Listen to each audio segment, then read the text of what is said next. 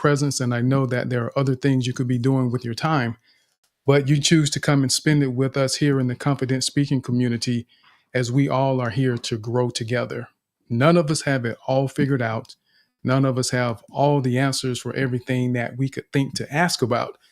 But what we're doing here is we are positioning ourselves so that from the perspective of our communication and our interaction with the people that we know, love, and care about, we are better prepared to have better relationships, to have better careers that are more fulfilling in our lives, so that when we look back and we're sitting on the rocking chair on the front porch one day, we can say, I gave it all that I had. I didn't leave anything on the table without at least trying and giving myself an opportunity to be the best that I could be, especially in the relationships that we've had and that we may have in our lifetime. So I just want to share with those of you that may be here for the first time. There may be a couple that I don't remember seeing before, but here in the confident speaking space, the confident speaking community, everyone is welcome to speak. Everyone is encouraged to speak. And in fact, everyone is needed to speak, because this isn't about me or about the co-hosts. This is about all of us taking the risks so that we are able to be the best that we can be, that we're able to move forward in life. And when we think about the idea of communication, communication is critical for everything you do in life, no matter what your career field may be. Some people may say, well, I'm an IT professional and all I do is sit behind a desk and I type code all day. However, you still have to explain what you did with the code. You still have to have an ability to communicate the goals and objectives behind the work that you're doing, to explain it when it's time for testing. You still have family members, you still have friends that you need to communicate with. And that's what we're trying to do here in this space, is to get you to a place that you're comfortable with those interactions and that you are not afraid of them, because it can be very intimidating sometimes, the conversations we have with people that need to be had, when we don't really know what to say or how to say what needs to be said in those moments. So we want you to practice here. We want you to request the mic, come up and speak and be a part of this conversation, because listening is great. We have to listen. In order to be an effective communicator, you have to have the ability to listen effectively, but you also have to have the ability and the willingness to step out there and take the chances and put yourself in a position where it's uncomfortable. So you have to learn to get comfortable being uncomfortable, because you never know when those moments are going to come up where an opportunity is simply waiting on you to show up, to say that, yes, I'm here. Pick me. I'm willing to do it. I'm willing to say it. And that's very important. So this is a great place for you to practice that. This is a place that you're going to be supported and encouraged in everything that you do. Our goal isn't to try to be perfect. Our goal is to be better. And every day we want to be doing something that allows us to be better. And it just so happens to be that communication is our primary focus in this space. So I just want to say again, everyone is welcome to speak. And I want you to take those opportunities and not be afraid to come up and join in on this conversation and share your perspectives, because that's part of the way that we grow together. And before we get into the conversation today, the specific topic, I want to say hello to Mama B. How are you, Mama B?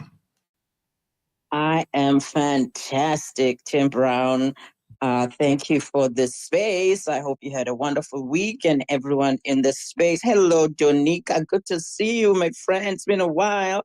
I don't know whether you're still away or what's going on. Wherever you are, have a wonderful visit wherever you are there, my friend.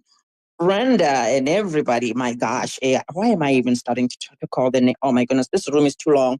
So everybody in here, hello, hello, thank you for being here. I am looking forward to the space, Tim. Change your life with one word. Ooh, I don't know what you're going to do with that. But I really do enjoy this space, and I call it now the Saturday Communion, because it feels so intimate and so community, communion, whatever, communication. Yes. So I love this space. So I just want to encourage people in the space to thank you for sharing the space in the hallways and with your friends in the DMs. Let them know that we are here. And also those tweetables. If you hear somebody say something that sort of like, oh, wow, that was powerful, tweet it out. Tweet it out so people could share in the goodness that is in here. So thank you, Tim. And oh, who is my co-host? Let me read. Oh, Tomato. Oh, Tomato. My gosh. Welcome. I'm glad to be co-hosting with you today. Thank you, Tim. Absolutely. And thank you, Mama B. I appreciate that. So, Tomatum, how are you today? Glad you were able to make it and co host with us. How are you? Hello, Tim. How are you doing? Yeah, finally. I'm doing great. What about you? I'm doing very well, very well. It's been a great week and a great morning, and I'm ready to get into this today. I pray to God that all your days are always amazing. Hello, Mama V, Brenda, AI, Ingrid, Donika, all the people here, the listeners and the speakers. I hope you're having a wonderful weekend. Here in Egypt, the weekend is done. I think your weekend is starting. But thank you so much for having me here, Tim. And that's what I have to say right now. Thank you so much, Mama B. The pleasure is mine to be co-hosting with you today. And the floor is yours, Tim. Thank you. Thank you. And Tomatum, I think I'm not sure if you're outside and that's the wind or something may be rubbing against your microphone when you're speaking, just so you know. Okay, sorry, I'm gonna work on it. Okay. Okay. But glad you were able to make it and join us today and co host with us. So, Brenda, The pleasure is mine. Thank you. absolutely. Brenda, how are you? Oh my word, you weren't supposed to call on me. I'm just up here for show. I'm doing great. Yeah, thank you so much. It's a great morning. My alarm goes off at 7:30 because you start 8 a.m. my time. So yeah, I'm doing great. Thank you so much. And hello to the room. Absolutely. And thank you for that, Brenda. And that's a great example. Even though Brenda was not expecting me to say anything to her in that moment, she handled it very well. And thank you, Brenda. So that's part of the thing that we do here is we prepare ourselves so that we are ready for any situation. There will be times people will ask for your opinion, your advice and guidance when you least expect it.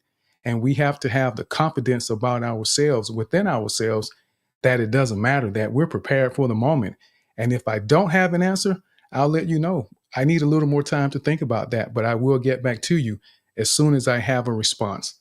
So I love it, Brenda. So thank you for sharing that. You weren't expecting it, but you still handled it well. So a great example to begin the space today. AI, how are you, sir? You. I'm happy to be here again. It's quite unfortunate. I won't speak in this space for like 2 weeks or let me say 3 weeks.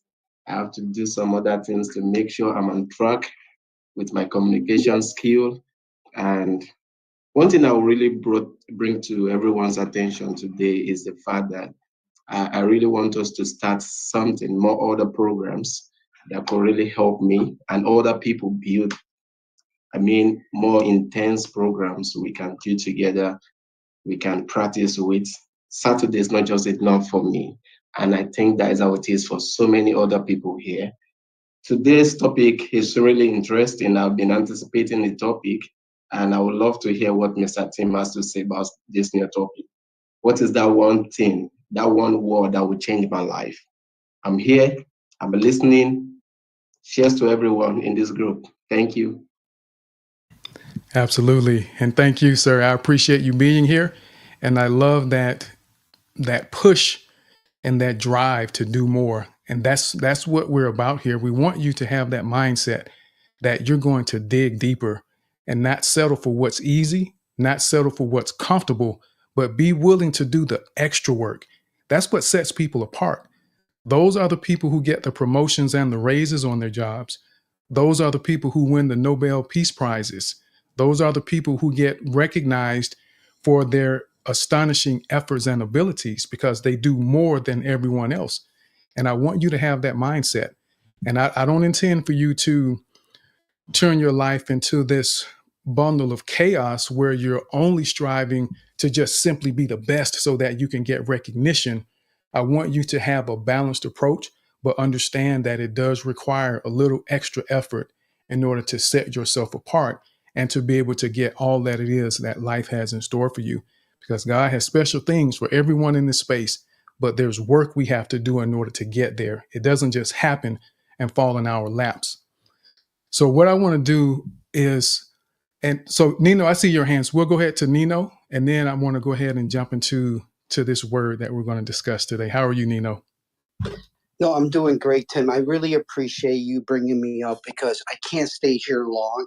But obviously, I'm here to support you because I do have things going on. But when it comes to, for me, it was two things: is learning, and then the word that changed my life, which I learned from you, is preparation. Prepare yourself for success. Don't wait for it. So whatever your dreams, aspirations are, work towards them, but give yourself the grace to learn and be patient and just be proud of who you are and what you want to become. Because if I'm able to do it, anyone in this space here can do it. Thank you again, Tim. Have a great session. Absolutely. Thank you for that, Nino. I always appreciate you showing up and dropping a little nugget with everyone, some inspiration and encouragement, because we all need that from time to time, even when we don't think we do. No matter how confident you are in yourself, we all need to be encouraged from time to time and reminded how valuable, how important we are as people and the impact that we have on people's lives. So what I want to do is go ahead and jump into this for a couple minutes. And the title is Change Your Life with One Word. And how many people would think this word is why? Why? The one word that I want to discuss today is why. Why? And many of us are familiar with the idea of having a why when you start a business. That's very familiar to us. And I think one of the bigger ones that people often ask is, why am I here on this earth? What's my purpose? Why am I here? And that's an important answer to have because it's going to help shape a lot of the decisions that you make. It's going to shape a lot of the interactions you have with people. But I want us to think about why from this life-changing perspective just a little more deeply and more intently, because why is a question that we should be asking a lot more often in our interactions with this world and this life that we're living. And I want to give you just a few types of why that I want you to think about and some questions that you need to be asking yourself a lot more frequently than you may be doing already. And just to know that there can be others in addition to what we share today or what I share. And that's part of us having the community and everyone sharing their thoughts and experiences because we grow together.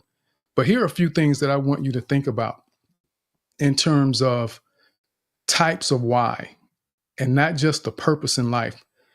I want you to begin thinking about the decision-based why, which is something that impacts the types of businesses that we may get into. And when we say decision-based, we often have critical moments where we have to determine what we're going to do next. What's our next move in life? What's our next move in our career? How are we going to move forward and take a big step? And when you are at that point, I want you to ask yourself, why do I want to start this business? That's an important question. Why do I want to start this business? Why would I choose this job or this career? And we have to understand that because there are a number of reasons why is so important. It's crucial for us. Why provides us a level of motivation and purpose. Why also helps provide us with direction and focus along the way. Our why gives us the ability to be resilient and also persevere when things get a little difficult, especially when you think about the decision-based whys. When you choose that relocation place where you're going to move from wherever you are now to a new city, You need to understand why. And that why needs to have a theme. There needs to be a level of depth and understanding as to why you're making these choices and these decisions, and not just allow it to be because someone else said so. But you need to really dig down and understand why you're doing it. What's the purpose for you starting this business? If your why isn't solid, if you don't begin with a solid why, it's going to be very difficult to sustain yourself or sustain the effort or the decision that you've made down the road when things become a little difficult, when they become uncomfortable, when you become unsure and you have those moments of doubt. Because believe me, everyone has those moments of doubt at some point in time, no matter how confident people may be when you hear them speaking in spaces or you see them succeeding as CEOs over large Fortune 500, Fortune 100 corporations. Everyone has moments where they question a decision that they've made. But when you have sat down and thought about the why and you've pulled it together to a point where it makes sense to you, it allows you to have that motivation and purpose. It gives you that resilience and that perseverance so that you will not be hindered from moving forward because you know the importance of your why. And everyone's why is going to be different. Everyone's why is different. And you have to understand that for some people, it's money, which I would encourage you not to make decisions based on money because money comes and goes, circumstances change. And I've seen people that have posted pictures of these, the high end fancy cars on their social media, only for them to be taken down a couple years later because life changed. The money was gone, it was no longer there. And there are those circumstances that we have to be prepared for and understand that they can happen. And if your decision to start hosting a space or your decision to become a content creator full time is solely based on the fact that you see everyone else saying that I made $10,000 in a week, make $5,000 every week, whatever it is that you're being motivated by, you have to make sure that isn't driving your why. And I'll share a couple things for you to think about to help you formulate a strong why and how you can move forward in that why. But decision-based whys are important. Why do I want to start this business? Why would I choose this job or career? Why would I relocate to this city? Why? Decision-based. And then there's the emotional-based why. Emotional-based whys, they're all important. But when I say emotional-based whys, we think about our interactions that we have with people. Someone says something to you that you don't like, and you get offended. And you don't take the time to understand what everybody, why? Why am I offended? Instead of asking ourselves why, we try to figure out how we're going to respond. We try to figure out how we're going to deal with it. And it may need to be dealt with, but you still need to understand the why behind the emotions that you are experiencing. Because remember, emotions aren't necessarily a decision that we have. Emotions are natural, and emotions are stirred up based on external circumstances that we experience in our lives. So we have to begin to understand the why behind the emotions that we have. Why do I feel this way? Why does that bother me? Or why did that bother me? You have to begin to understand that so that you're able to figure out a path forward because it's probably going to happen again. And I love the example of someone being in school. When we were in grade school, elementary school, or university, anywhere that you're being graded based on your performance, if you don't understand how to pass the test, you have to do it again. And when you don't pass the test, you better figure out why you failed it so that you can pass it the next time. So, from an emotional perspective, the emotional why is important because it's going to help refocus our mindset and our approach when it comes to these circumstances that stir us up on the inside that may create rage in some people based on previous experiences, or it may create doubt for some people based on prior experiences. And when you begin to ask those questions about why do I feel this way? Why does this bother me?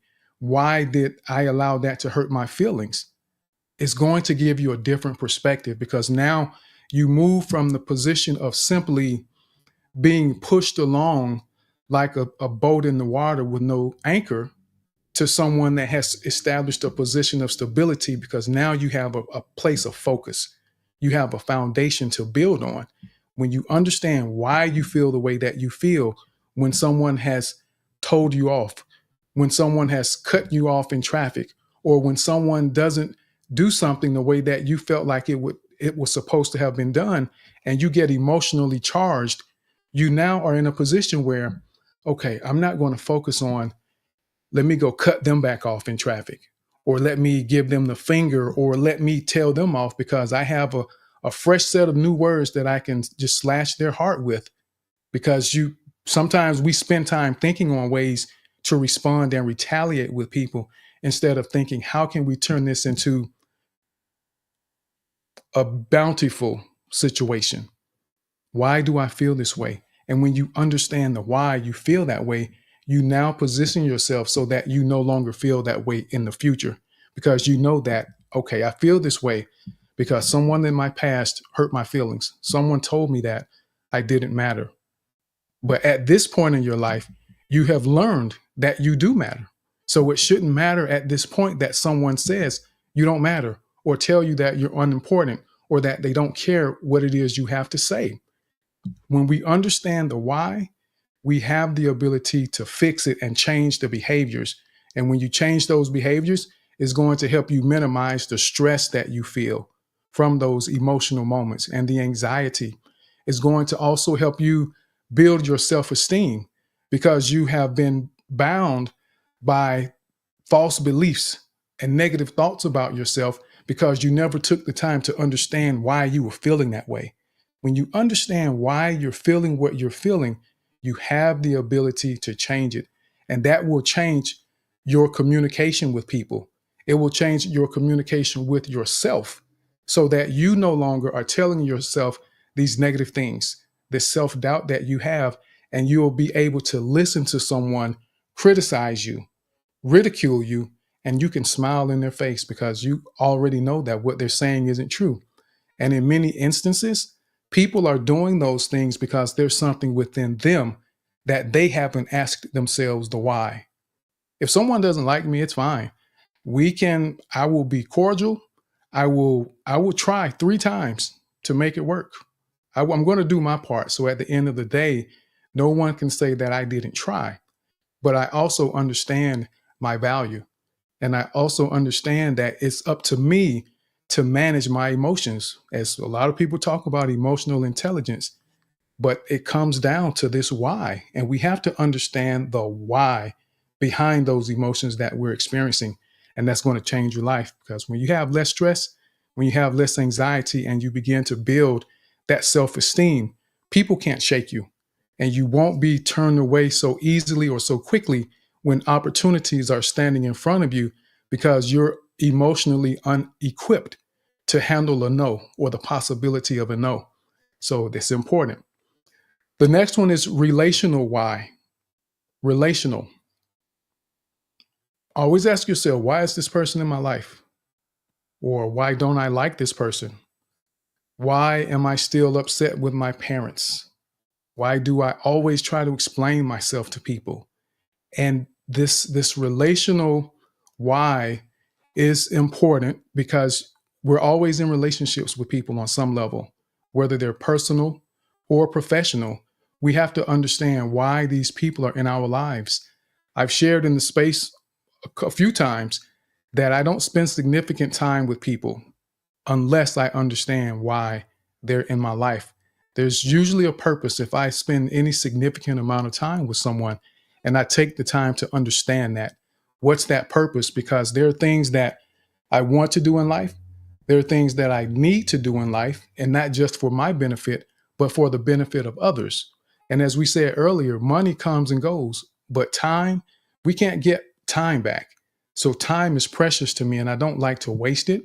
And when it comes to the relational aspect of life, why is this person in my life? Am I there to benefit them, to teach them, to empower them, to encourage them? Or are they here for me? to help prepare me for something that I may not be prepared for. And that will change your approach to the relationships that you have with people. It will change the way that you choose to spend your time. You won't waste your time just casually lollygagging with a lot of people that are helping you go nowhere very fast. And it's easy to do. And we have to be mindful about that in any situation that we're in, and not allow ourselves to feel pressure to fit in, to not feel pressure to assimilate into an environment that doesn't fit the why of our purpose or our goals in our lives. And we have to have the strength to be able to walk away if it's something that's taking you away from where you're supposed to be going and what you're supposed to be doing in your life. Remember, the time never comes back. Once it's gone, it's gone. So we have to be mindful of that and understand the why behind people being in your life, understanding the why because of why you're struggling with your parents. Whatever it is that you may be dealing with from a relational perspective. And I want you to begin asking yourself, why? Why is this happening in those relationships? And the last one is the functional why. I'm really huge on the functional why. And I like to understand if I'm able to accomplish something, I want to know what I did to accomplish it. Why did it work? And if you all have noticed, when we talk about being nervous when we speak and the butterflies that people experience, I often bring up the fact that it's our body's fight or flight response to an unfamiliar or uncomfortable situation where our brain can't perceive the outcome to know for certain that it's going to be safe for us. And that's what happens when we begin to feel that nervousness, the butterflies, the shaking, the sweating, or however your body responds in those moments. And when we understand that, the functional aspect of what we're dealing with, it gives us the ability to come up with a plan to manage it. Because if we know that it's our body's fight or flight response, we're able to just understand, as everyone says, take those deep breaths so that you can relax and allow your sympathetic nervous system to wind down and stop the profuse sweating where your armpits, your white shirt turns black on half of your armpit. And I see that a lot. And it's amazing how knowing the why of how something functions adds value to you. The why allows you to create repeatable processes. If you know why it happened and why it worked a certain way, you're able to do it again. Because if I just build something for you and hand it to you and ask you to build this car for me, you don't know how to do it because you don't know why it's going together, or why it's not falling apart. But if I take the time to explain the why to you of why we're doing it, or why it works the way that it does, it changes your understanding. And also when it comes to learning, when you get to a place where repetition and practice is a part of what you do, and this is why our practice in here is so important, and anywhere else you are, is because your brain forms these connections and pathways. And the more you practice, the more your brain insulates this pathway with something called myelin. And what this myelin does is it acts as a conductor that allows the signals to get to where they need to go a lot faster. And the more you practice, the more myelin is established. And it allows you to be able to respond and perform certain functions without even having to think about it. If any of you know how to ride a bike, it may have been 30 years for some of you since you last rode a bike, but you can still get on one and ride one. Now be careful, put on your knee pads, elbow pads, and helmet, especially for those of us that may be a little more fragile these days. But the point is, when you have a functional why and you understand the function of the why, you're able to repeat the process, and it also allows you the ability to transfer knowledge, something that's useful to people. If you put something together and someone asks how it works and you don't understand the why behind why it works, you can't explain to them and you can't give them any knowledge that's going to be useful or valuable. So understanding the functional why is important. Now, in order to get to this why, something I want you to think about as you're forming your whys and thinking about what the why is going to be for you when it comes to your decision-based, emotional, relational, or functional whys in life. And not so much functional, because functional is really about how things work. That's really what the functional is. And you need to understand how things work and why they work. And that's going to empower you more than you might imagine. But when you're trying to formulate these whys and get on a path that your whys really have significant value and impact in your life, I want you to think about this. First thing I want you to do is to understand what you value in life. What do you value? And that could be family time, low stress environments, for your job. So if you prefer a low stress environment, you probably don't want to become an ER doctor. That definitely is not a low stress environment. And that's going to shape some of the decisions that you make and why someone would decide to be an ER doctor, because maybe they heard they get a lot of money, they make a lot of money, but they didn't think about the value that they have for their life, that they want a low stress environment in life. And then serving others could be another value that you have in life. Camaraderie is something that you may value in life.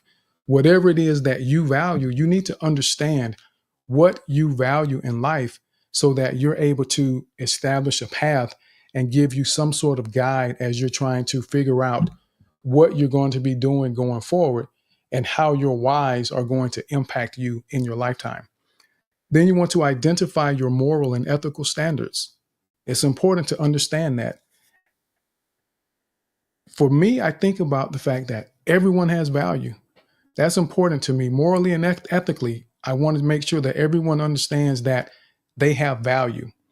I believe morally and ethically in equity for all. Equity. And when I say equity, a lot of people hear equality, but equality means everyone gets the same thing. I don't need equality. I want equity. I want people who have less than me to have enough to be able to sustain themselves the way that I sustain myself. Even thinking back to when they were giving out stimulus checks, I felt like there were times that some of this felt like it was a waste of money. Focus on people who needed a certain level of assistance as opposed to the ones that don't. There were a lot of people who did not need some of the money or assistance that was being given. So give it to the people that actually need it, so everyone is in a position to be able to live more comfortably. And that's something that, for me, morally and ethically, is a standard that I have. I want everyone to have what they need. And being God-led, very important for me. That's how my life moves. That's how I base my decisions in life. That's why I'm doing this space. This was God led for me to do this. Otherwise, there was no tangible or practical benefit for me to be here doing these spaces. And this goes back to the relational why. Relationally, I understand that all of you are in my life because God placed me here to add value for you and also for me to learn from you as well.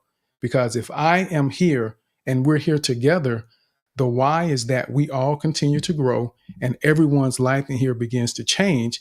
And as we become more confident and effective communicators together, we all can change the world. So there's a bigger picture than just me being able to get a donation, or for me being able to say I have 500 followers. There's more to it than that. That isn't part of what I value in life. Serving others is something that I value. The camaraderie is something that I value in life. And I feel like we have a great level of camaraderie in this community because everyone supports one another. And as we've discussed being leaders the previous 3 weeks, that's part of being a leader, is establishing the type of environment that people can be comfortable in and that people are able to thrive in. So that's really important. And then the third thing is to establish goals that intersect with your values, morals, and ethics. We have to have goals, but you want to make sure that the goals you establish for yourself are in alignment and are intersecting with your values, because your goal can't be to become an ER doctor if you want a low stress life. There's no intersection there. They are diverging thoughts and diverging relationships, and it's not going to work out. And what we will find is that when our goals don't intersect with our values, morals, and ethics, we experience more stress. There's less fulfillment in what we do because our heart says, I want this. I want more family time. I want to be able to serve people. I want more camaraderie with the people that are in my life. But if you've chosen a career path or chosen a goal that pulls you away from that, there's no way for your heart to be happy. There's no way for you to have contentment and fulfillment in the things that you're doing.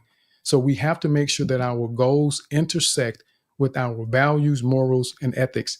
Because I'm not going to do something that I don't feel God leads me to do. I'm not going to do something that I feel does not provide a fair opportunity for everyone that's involved. So those things are important to me. And the last one that I would say, and those goals should intersect both personally and professionally. Personally and professionally. Don't get involved with people, whether it's as friends or intimate relationships, that don't share similar values and standards, moral and ethical standards in their life. That's going to be a recipe for chaos, conflict, and disaster ultimately in those relationships. That's why it's so important that you understand what your values are, that you understand what your moral and ethical standards are, so that you're able to identify when someone else does not line up with that. And that isn't the type of life that they want to live. And I'm not saying it's wrong or right what someone else's standards and values may be in their lives. Everyone has the right to choose the path that they follow in their lives. But if we're going to go down a path together, I get to choose who I want to be there with me. And we're going to be in alignment on some level. But the last thing that I would say, as you're thinking about establishing this, setting this up, your why, and getting it in a good place, is to make sure that you're able to avoid distractions. Avoid distractions. And distractions could be people, jobs, or things in your life as you're trying to solidify a big purposeful why in your life or a why in your relationship. Avoid distractions. From a relational perspective, if you're trying to establish a deep relationship and connection with someone, be careful of those that will be outside influences that will distract you. You know, whether you're in an intimate relationship and you know, this cutie, where this male or female, depending on who you are and what you're looking for, that comes to you, that's trying to be a distraction. And you have to be committed enough to understand that this does not line up with my values, nor my morals or my ethical standards. So get behind me, get away. I am not interested. And you get back to your safe place where you established your goal to have the type of relationship that you wanted with the person that lines up with who you are and where you're trying to go in your life. So just as a quick recap, you know, we're talking about changing your life with one word, and that one word is why. And we have to begin asking ourselves why much more often. And when you drill down into the why, and why can become a funnel. Why do I feel this way? Okay, I feel this way because someone said something negative to me when I was younger. Well, why are you still bothered by it now? Well, I'm still bothered by it now because I never had a conversation with them to really understand why they said what they said. Well, why haven't you asked them why they said what they said? Why did they say that? And what did it really mean? So there's a funnel that this why question creates that you can drill down into, and you get to a place where you resolve some deep-seated concerns, issues, and thoughts that will change your life when you release yourself from that bondage because of past experiences that you haven't taken the time to understand why it's affecting you and how it's affecting you. But decision-based whys, emotional, relational, and functional whys, we need to understand. And as you're thinking about setting a why for yourself, you're trying to establish a why to move forward in your life, make sure that you know what your values are. Make sure you understand your moral and ethical standards. Establish goals that intersect with your values, morals, and ethics, and avoid distractions. And if you do that, you will absolutely see a transformation in your life because you're going to be so much more free in the way that you deal with people, the way that you resolve conflicts, the way that you interact on your job with your peers.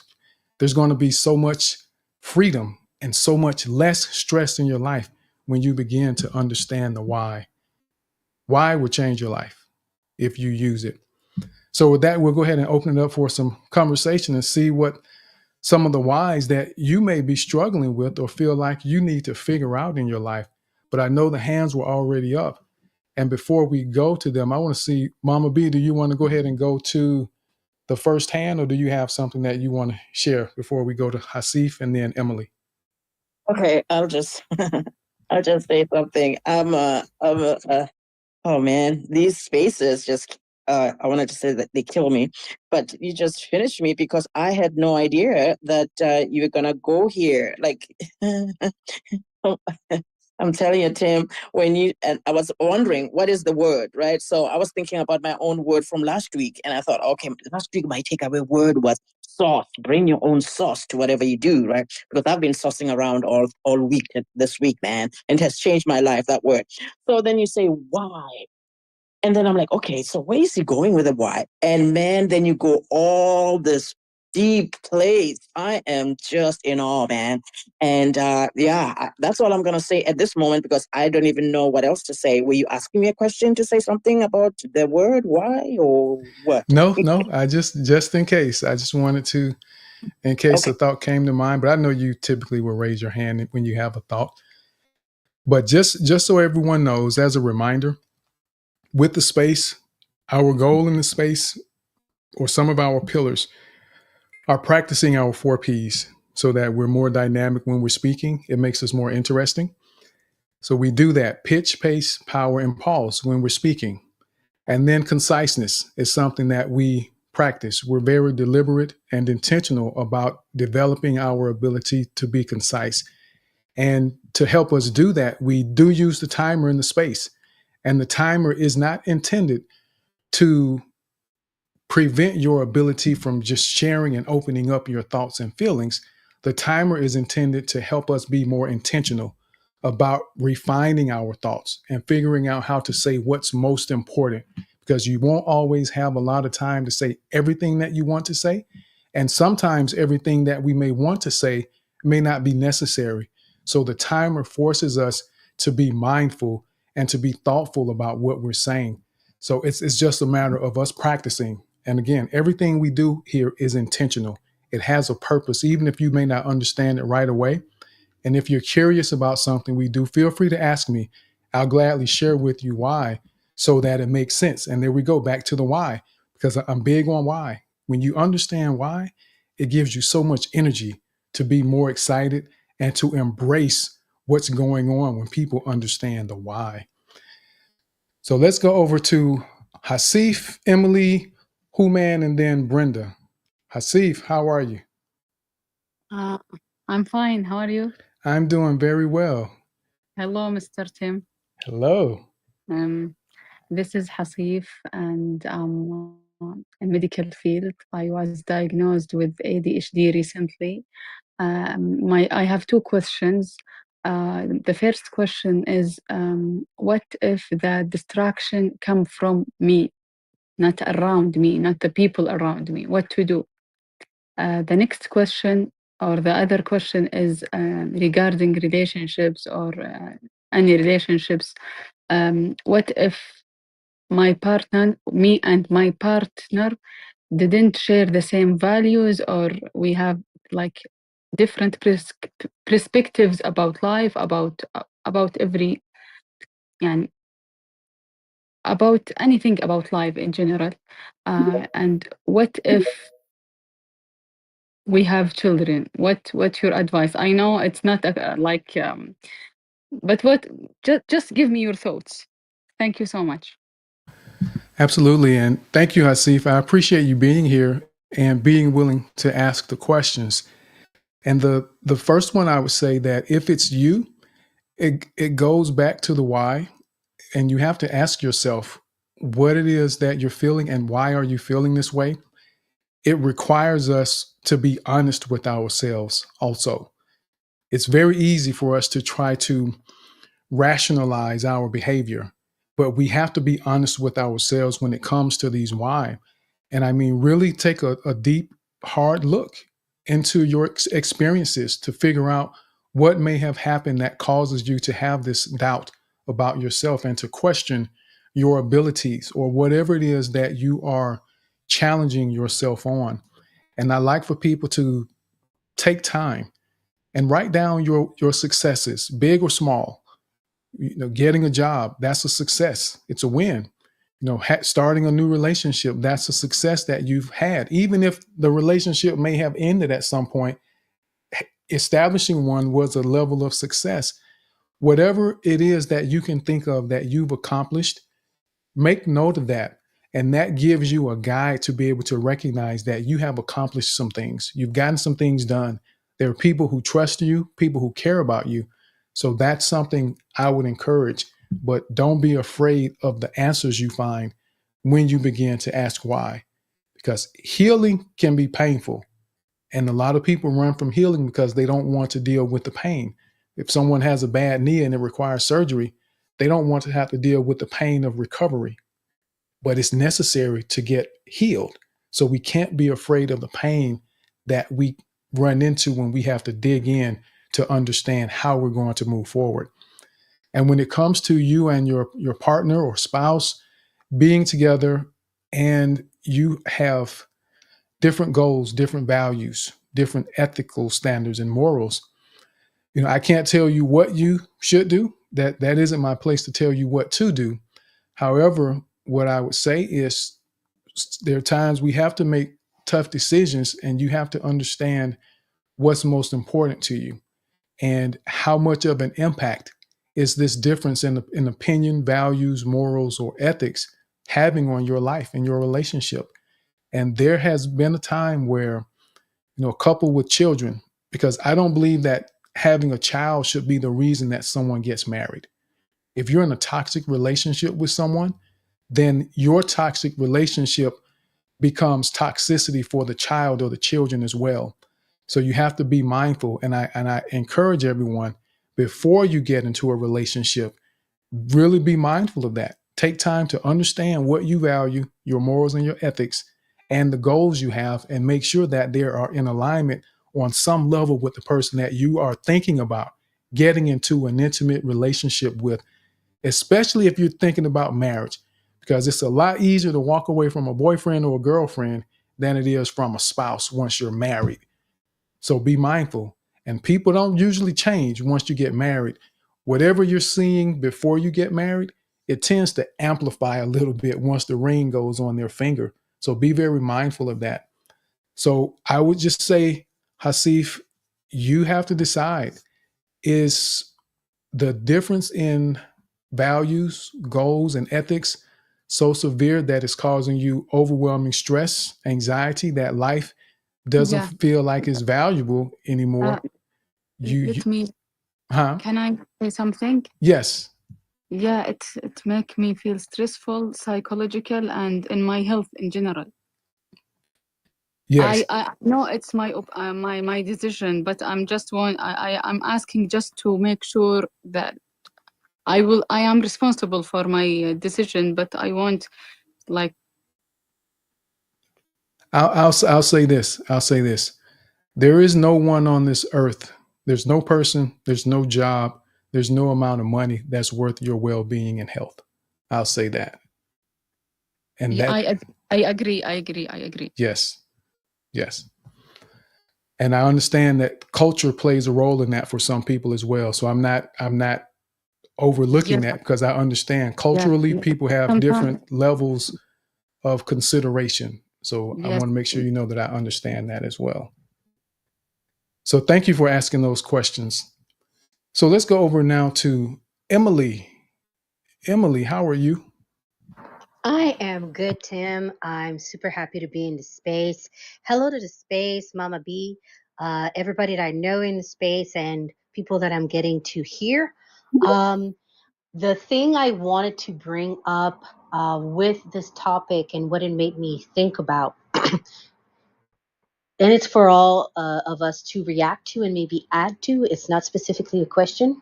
So the thing is the importance of having a place to work out those connections. And what I am referring to in terms of connections, it's how do you connect the information you're hearing to make it applicable for your life. And this is something that I specifically have always enjoyed from this space, Tim.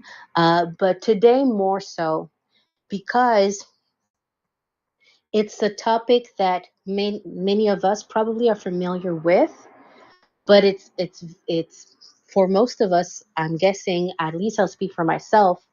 Um, I've heard the why, the purpose presented in a knowledge based approach, meaning that here is the knowledge, and there was a little bit of the application, so the how. So here is the knowledge, and here's what you do, but not so much the why. And I feel that you have really exposed all the why. So here's the what, here's the information is the why, here is how you can use it, and you gave examples specifically, and you gave also example of the questions you should ask yourself. So therefore, with that and with the notes that I took, I'm able to go back with a complete plan and know what to do. Because sometimes, oftentimes, I feel that you receive information and we're not really told what to do with it. And not all of us know what to do with information. And going forward, knowing how to apply information and really why you need it will make all the difference. So I guess I'm here to say that I'm very appreciative on how you went about it, Tim, and to reinforce and reaffirm that it's extremely valuable, because then at the very least, in at my level, and I'm guessing people are also will share into that, that we're able to do and use it, right? I can go and directly use it now, and that's what I wanted to express. So I will land my plane here. I'm Emily. Check me out. Click on my face to see what I've got going, but super happy to be in this space. First, I want to say that was, I don't know if, I guess that's almost like a mic drop to say, tickle my face to see what I'm doing. That's a new one, Emily. I don't know if you made that one up yourself, but that one's pretty clever. Tickle my face. But I appreciate you sharing that. And that's my goal whenever I share something, is for people to be able to walk away with something they can actually use. And we can all go online and find information and facts and data, but it's how do we apply it? How do we implement it? So thank you for letting me know that you feel like this is implementable, something that you can actually walk away with and use. So that's always the goal for me. So I appreciate that. Go ahead, Emily. Yes, I'll quickly say it. And thank you for mentioning that, clicking on my face. Totally made that up on the spot because I'm like, I have to be concise. So, the 4 Ps, like, they work. They trigger innovation. So yeah, thank you. So yeah, I'll yield my place to the next speaker. Thank you very much, Tim. Absolutely. And they do work. Everything we do in this space, it works. We just have to do it. We have to engage and participate, because becoming a confident and effective communicator is a participation activity. You will learn concepts and ideas, but it's the actual application that allows you to realize the actual benefits in your life the way that you want to see them. And just so everyone knows, we invite everyone to speak. Everyone is always welcome to speak. And I want to note to everyone, so now it is 11:54 my time. And what we're going to do is today, Mama B, everyone in the space, we're going to end at 1:30 today. So what that means for us is there will possibly be some people who may not get an opportunity to speak that may be on stage. Now, what we can do about that is, for those of us that are on the stage when we're sharing, especially once we get closer to the end, is to be very mindful of that. So we'll be doing the 2 minutes early on. And just so you know, everyone, with the 2 minute timer, it's set and it has built in chimes at 1 minute, 30 seconds. That sounds like that. And then it gives you another 30 seconds and then it chimes again. And that's when the point where you should be closing at that point or making a final statement. And at the end, what we'll do is we'll go to 60 seconds once we get later or closer to the end of the space. And I've been thinking about this because it's a struggle for those of you that have never hosted a space before. It's rare that spaces close on time. Bob does a good job of that. Shari did a great job of closing her first space on time just on Thursday. And there's this desire in us that we want to give everyone an opportunity, but we have to be mindful that time is finite, and it's about standards. We have to have standards. We have to set standards.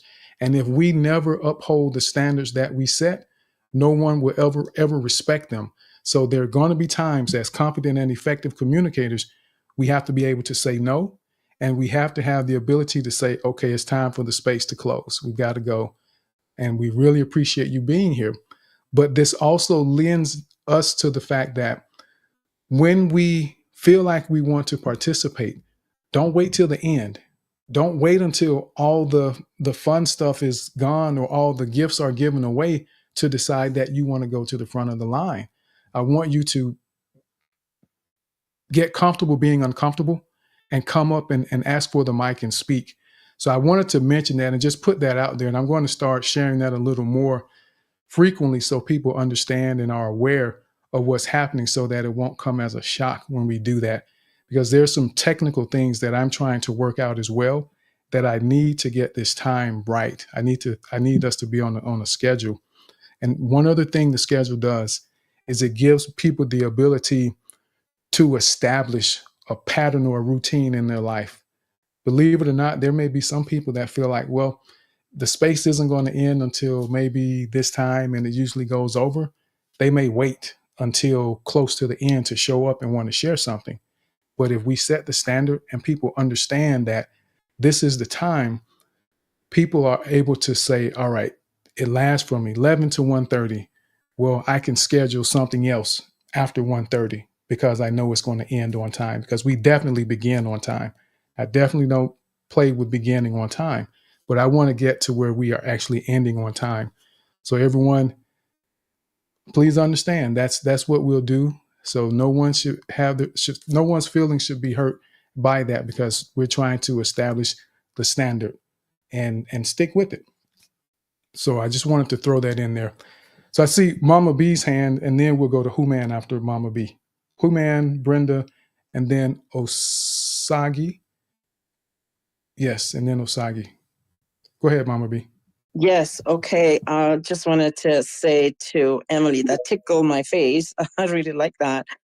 Just what somebody on Clubhouse used to say, was known to say, punch my face, punch everybody's face so you can follow them and all that stuff. So I like tickle my face better.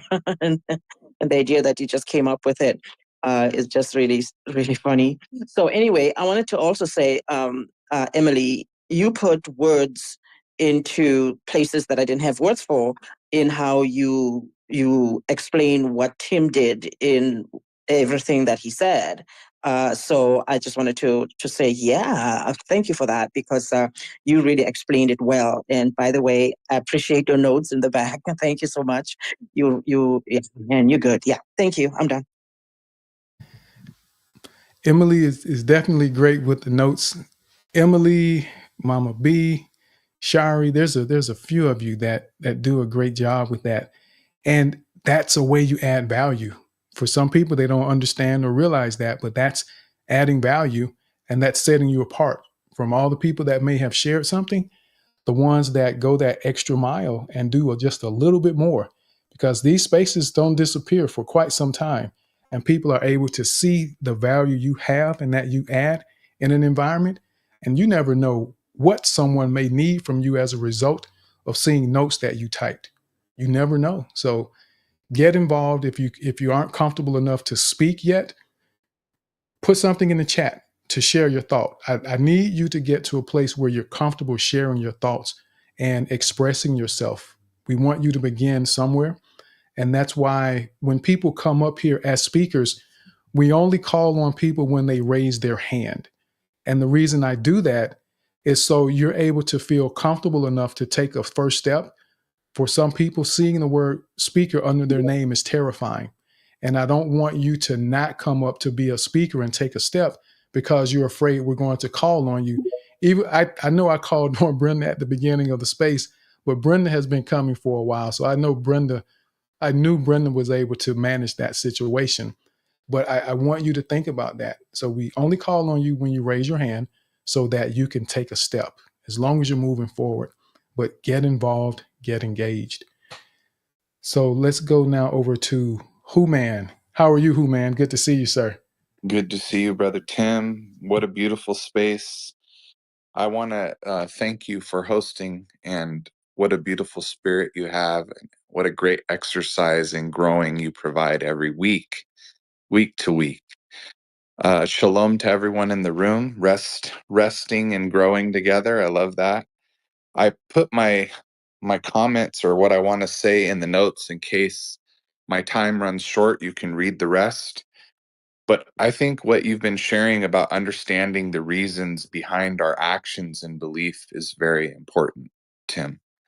And I'm in complete agreement with you that asking why helps us uncover the true purpose and meaning in what we do. You invited the room earlier to add value as we thought, and we are thought leaders in various questions that we had around decision-based relational and functional whys. And so I put together some thoughts and I resounded and I added notes on things that I heard you say as well. So I'm repeating some of the things you said. And I'm not going to read them because you can read them yourself. But I'm going to yield my time to the room and provide value in that way. I just wanted to say thank you to the room and thank you for this space and thank you for sharing today. Appreciate you. Absolutely. And thank you for that, Human. And something that I love the way you handled that. Coming up to, and I'll just say, I'll call it practice. I know that you're probably comfortable speaking to people, but it's a great demonstration to others how, even though you may have a lot of things that you could share potentially, you made notes and shared it in the notes, and then you beat the timer for sure. But you shared it in the notes, and then you still came to just acknowledge the listeners and everyone in the space, and to just share your quick thoughts and how it may have touched you a bit. And that's a great way to practice refining what you're thinking, refining what you want to say. And we don't have to always say everything that we want to say out loud. And that was just as appreciated with what Human just did. And again, I feel like it's a great example of how we can interact in this space or any other space or environment that we may find ourselves in that potentially makes people even more curious about you, because they know that if this person is speaking, then you open the door for them to want to know more, to understand a little bit more about you. So thank you for that, Human, and I appreciate the the sentiment that you shared about what we're doing in the space, because it's all of us coming together that make this space what it is. It wouldn't work with just me by myself. It's all of you that make this space what it is. And I really, truly, sincerely appreciate each and every one of you for your time, your participation, and your contributions that you add to this space and this community. We do it together. There is no one person that makes this thing work. You're welcome. Thank you, sir. So let's go over now to Brenda, then Osagi, Madev, Brock, and then Day Nash. Okay, thank you, Tim, for allowing me to come up, and hello to the room again. I wanted to say you're never going to, okay, I'm reading my notes. You're never going to be able to ask the why of the person that may have hurt you. So sometimes you're never going to know why. Okay. The one word that would change my life would be love. Now, I know that's philosophical, and I even had to Google philosophical. Is that right? I was told all my life, until I was able to grow up and get out, you're never going to amount to anything, and no one's ever going to want you. And that has changed my life in a way that you can't imagine. So I already did my crying, so I'm not going to cry. That would be the one word that I feel would change my life.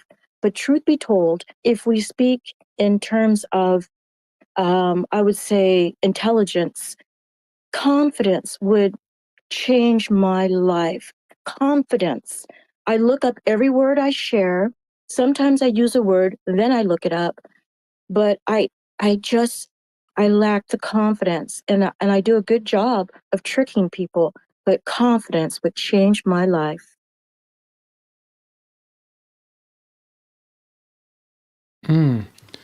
Thank you for that, Brenda. And I've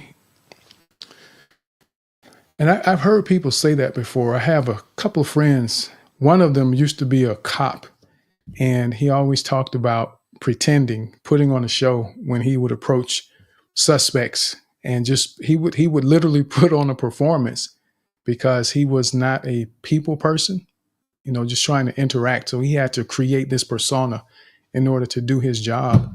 But I will say that you do a great job of projecting the confidence, Brenda, that you need.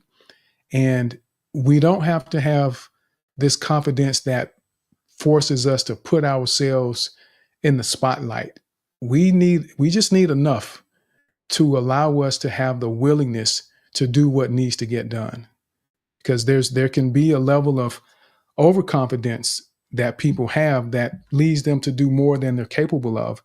And I think just observing you, Brenda, listening to you, seeing some of the things that you share, that you're intentional about what you do and you try to prepare yourself. And I really love that you look up words to understand what they mean to be able to have appropriate context. And that's part of being confident and effective communicators. And remember, I mentioned last week or the week before that when we're reading something, or if I'm reading something, if there's a word that I'm unfamiliar with, I get sidetracked because I have to go look up the definition to make sure that I have the right context and understanding of the message that they're giving me, because words can have different meanings. And if you don't understand one word in a message, you could miss the entire meaning of everything that you heard or read. So I really appreciate that and commend you for doing that, Brenda. And just keep doing what you're doing, Brenda. You're on the right track. You're on a great path. And I think you're doing a phenomenal job. And you sound more than confident to me. So, and as you mentioned, I'll say this really quickly. You mentioned potentially not being able to ask the person what their reasoning was. And if you don't have the ability, some people may have passed on and they aren't there to ask them. But what you can do is reference other experiences. You can reference other interactions with different people to create this comparison to understand that, okay, this is what they said, but this is what I'm seeing over here. This is what I'm hearing from other people. And now other people get to disqualify the negative thoughts that you were hearing from someone else. And always remember, everyone, there will be some people in your life that will say negative things with the intent of hurting you. And you have to have the ability to understand who you are, understanding your values, your morals, and your ethical standards as you ask the why questions, to know that, okay, why are they saying that? Because I know how good I am. I know how valuable I am. I know how much I serve. I know how much I care about people. And you cannot allow what they say when they have the intent to make you feel bad, cause you to feel that way. So in that instance, Brenda, you can use the interactions with other people to disqualify those negative comments and to validate your value and what you actually do bring to the table. So I see Tomatum raised her hand. So we'll go to Tomatum and then we'll go to Osagi, Madev, and then Brock and Danesh. Hello, Tim. Hello. Can you hear me now? Yes, I can hear you. I can hear you. Yeah, no, it's just I want to say my share. So I will ahead. wait for my turn after Danash. No, my share, like I won't say my word. I'm not commenting on someone. Did you get me? I did. Well, if you have a thought that you want to share, you can. As the co-host, you do that, unless you just want to wait for Danesh to share what he's going to share. Yeah, I would prefer to wait for him to, and then I will say in my turn. Thank you so much, Tim. Okay. So let's go now to Osagi. Osagi. Hi, Tim. It's Ah. yeah. I I had an issue with my other one, so Okay. thank you for the space again. I was like, I have to find it today. I I had time, so it's been an awesome educational asking why. Um, so yes, it brought me to my things and my growth, and so I would like to share those parts. So for me, it's been like a powerful, life changing experience where I came to a position where I was like asking, I had to ask God. I got to that point. I had to ask God, God, this is not what you intended for me. So I don't see it. There's like a cloud on my eyes. I can't see it. So you show me in the way I understand. Because I saw how, like, how you get those split seconds where you're like, this is not how it's supposed to be. So the prayer aspect is what I want to talk about. How I prayed and begged God to show me, and He opened my eyes on the direction of where He wanted me to go. Meaning that why, or it wasn't necessarily even just why, but it was like, you have a better intention for me than whatever I have limited myself to. Then He really opened my eyes, Tim, in the way I would understand. It was like the biggest slap ever. And I say that and I laugh about it now, Tim, because I've come to peace. And that's what He wants us to have. Our Creator wants us to have a peaceful life in existence. That way we can do other things even in the best way possible. So after the big slap, where my eyes were open, it's almost like my spiritual eyes were open. I could see physically, that's how it used to be, but I didn't see through the issue. So after that, I sought therapy. And today, Tim, I am so happy to say, for those who are struggling, prayer is so powerful and it works so greatly for those desperation of where we need to go from where we're at. Thank you. Mm, thank you for that, Truce. And I totally agree. And that was something that I put on my list of moral and ethical standards, being God led. And what I've learned in my life is that times will come where I may ask or pray, and God may not give me an immediate response. And the relationship that we have is, I have the ability to use my understanding of the Bible and God's principles to make a decision based on God's character. And if the decision that I make isn't the one that needs to be made, He doesn't allow it to work out. He kind of stops it and blocks it. And we have that agreement that He will protect me, because the foundation is going to be based in the concepts that I understand in my relationship with God. So great point, though. It changes things. Prayer changes things. I've seen it. I believe it. I know it. I know in my life and people that I'm close to, for sure. So thank you for sharing that. And I notice quite a few people are having trouble with their accounts here lately. I think you're like the third or fourth person in the past week that I've seen using a different account. But glad you were able to make it and join us today and share that. So let's go now over to Madev. Madev, Brock, and Danesh. Hi Tim, hi everyone. I'm so glad to be here. I just wanted to firstly thank you, Tim, for all you said. It all comes down to what I have to say, right? So what I have to say basically, the word that that's helped me a lot, that changed my life is do. The word do. It all comes down from why, how, and actually doing something, right? So when you ask yourself why, and then you go on to how do I do this? How do I go about this? Then you have to actually do. So the word do is just as important as asking yourself why. So basically, yeah, it's changed a lot in my life, because when I start doing stuff, I just don't question stuff. After questioning, how do I go about this? And then I do it. So yeah, that's all I have to share. Thank you. Thank you for that, Madev. So we've got love, we have do as two words that are impactful for people. And I do is definitely important because we have to do, we have to move and get things done. And sometimes understanding the why gives us the freedom and the flexibility to take that action or the comfort to begin doing. And many times we don't understand what we're getting into or why we're getting into something. There can be a hesitance or resistance to actually begin doing. So thank you for that, Madev. So let's go over now to Brock. So Brock, Danash, and then Tomatum. Good morning, guys. Yeah, the why part is the question that answers so much of what is going on in your life and why you do it, because it does give you the the energy. I'm laughing at the fire truck. Um, always does that. But anyway, this this week I had a situation to where I was helping a friend, and I kind of had an assignment that I didn't appreciate.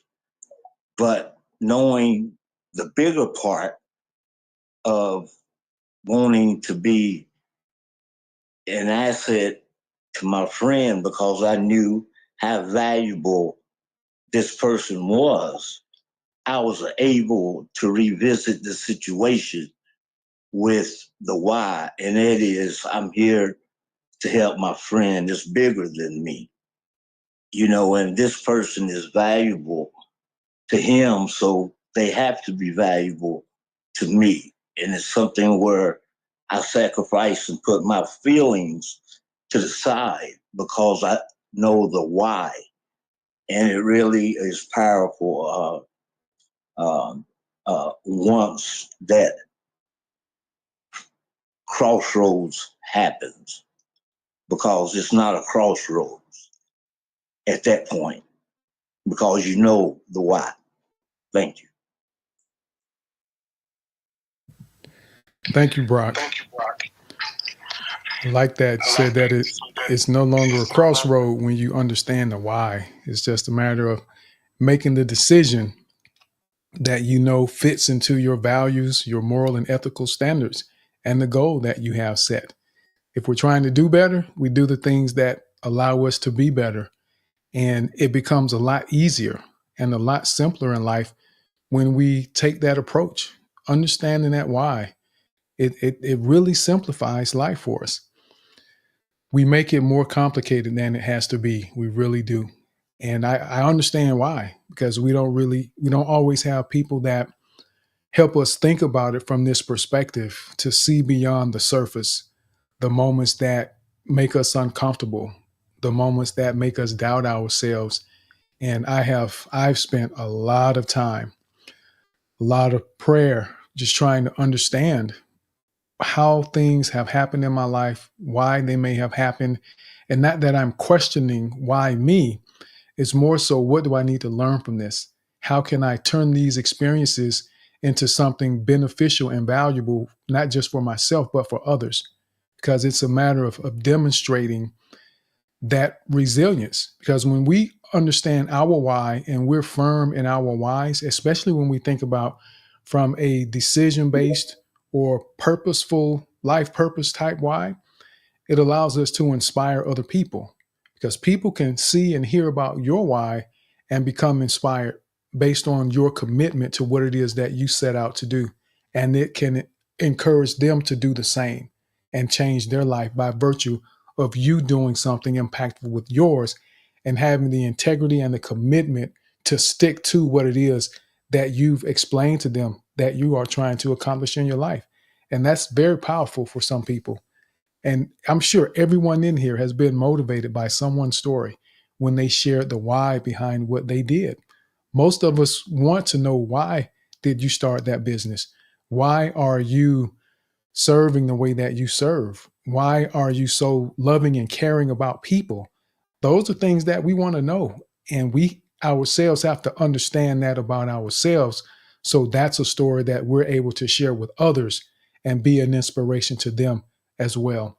Because there are many things that you do in your life that don't feel significant to you, but they're very significant to other people that don't have the same level of confidence and courage that you have. And Brenda, as you said, you're pretending, but there are a number of people that haven't established the confidence and the courage to come up and speak in the space yet, which is okay. But I say that to you just as a reminder that you are moving forward and you're doing what's necessary.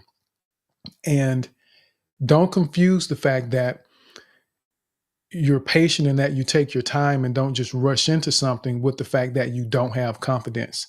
That doesn't mean you don't have confidence. It just means that you are willing to give yourself room to prepare and find a level of comfort and peace with what it is you're doing.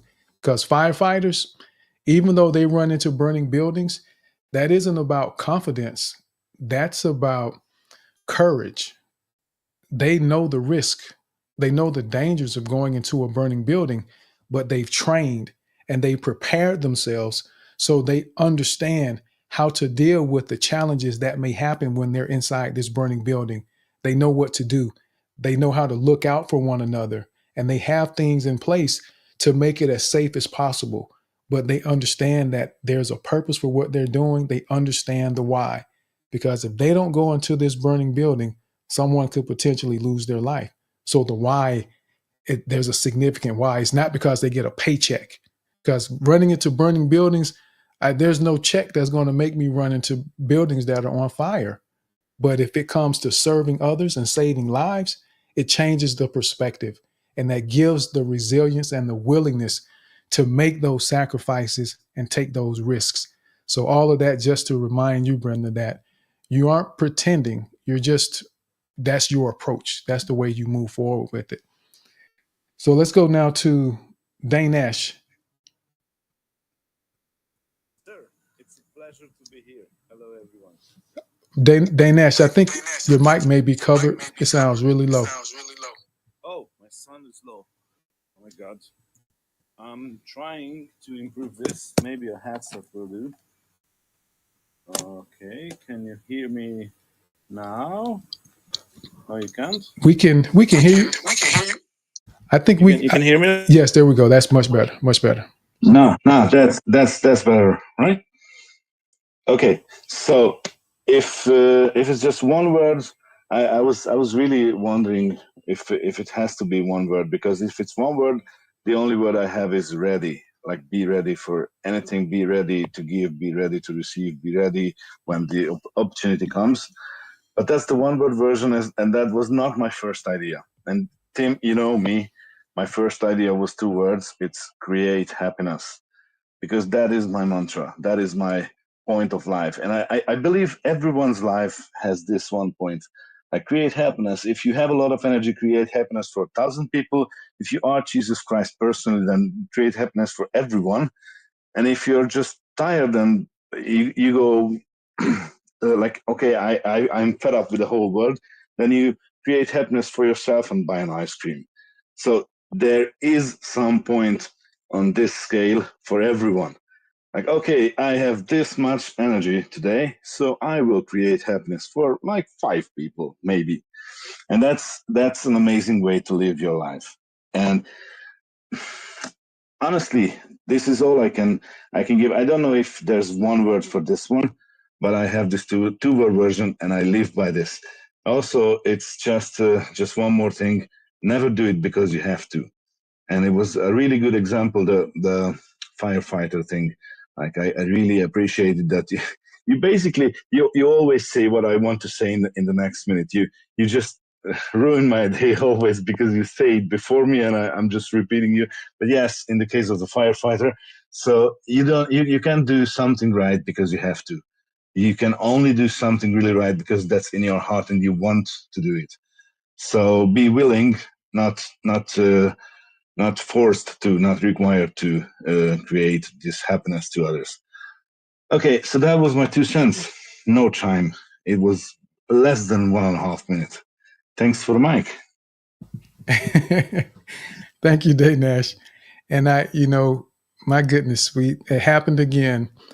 but you always present it differently, even if it's the same concept.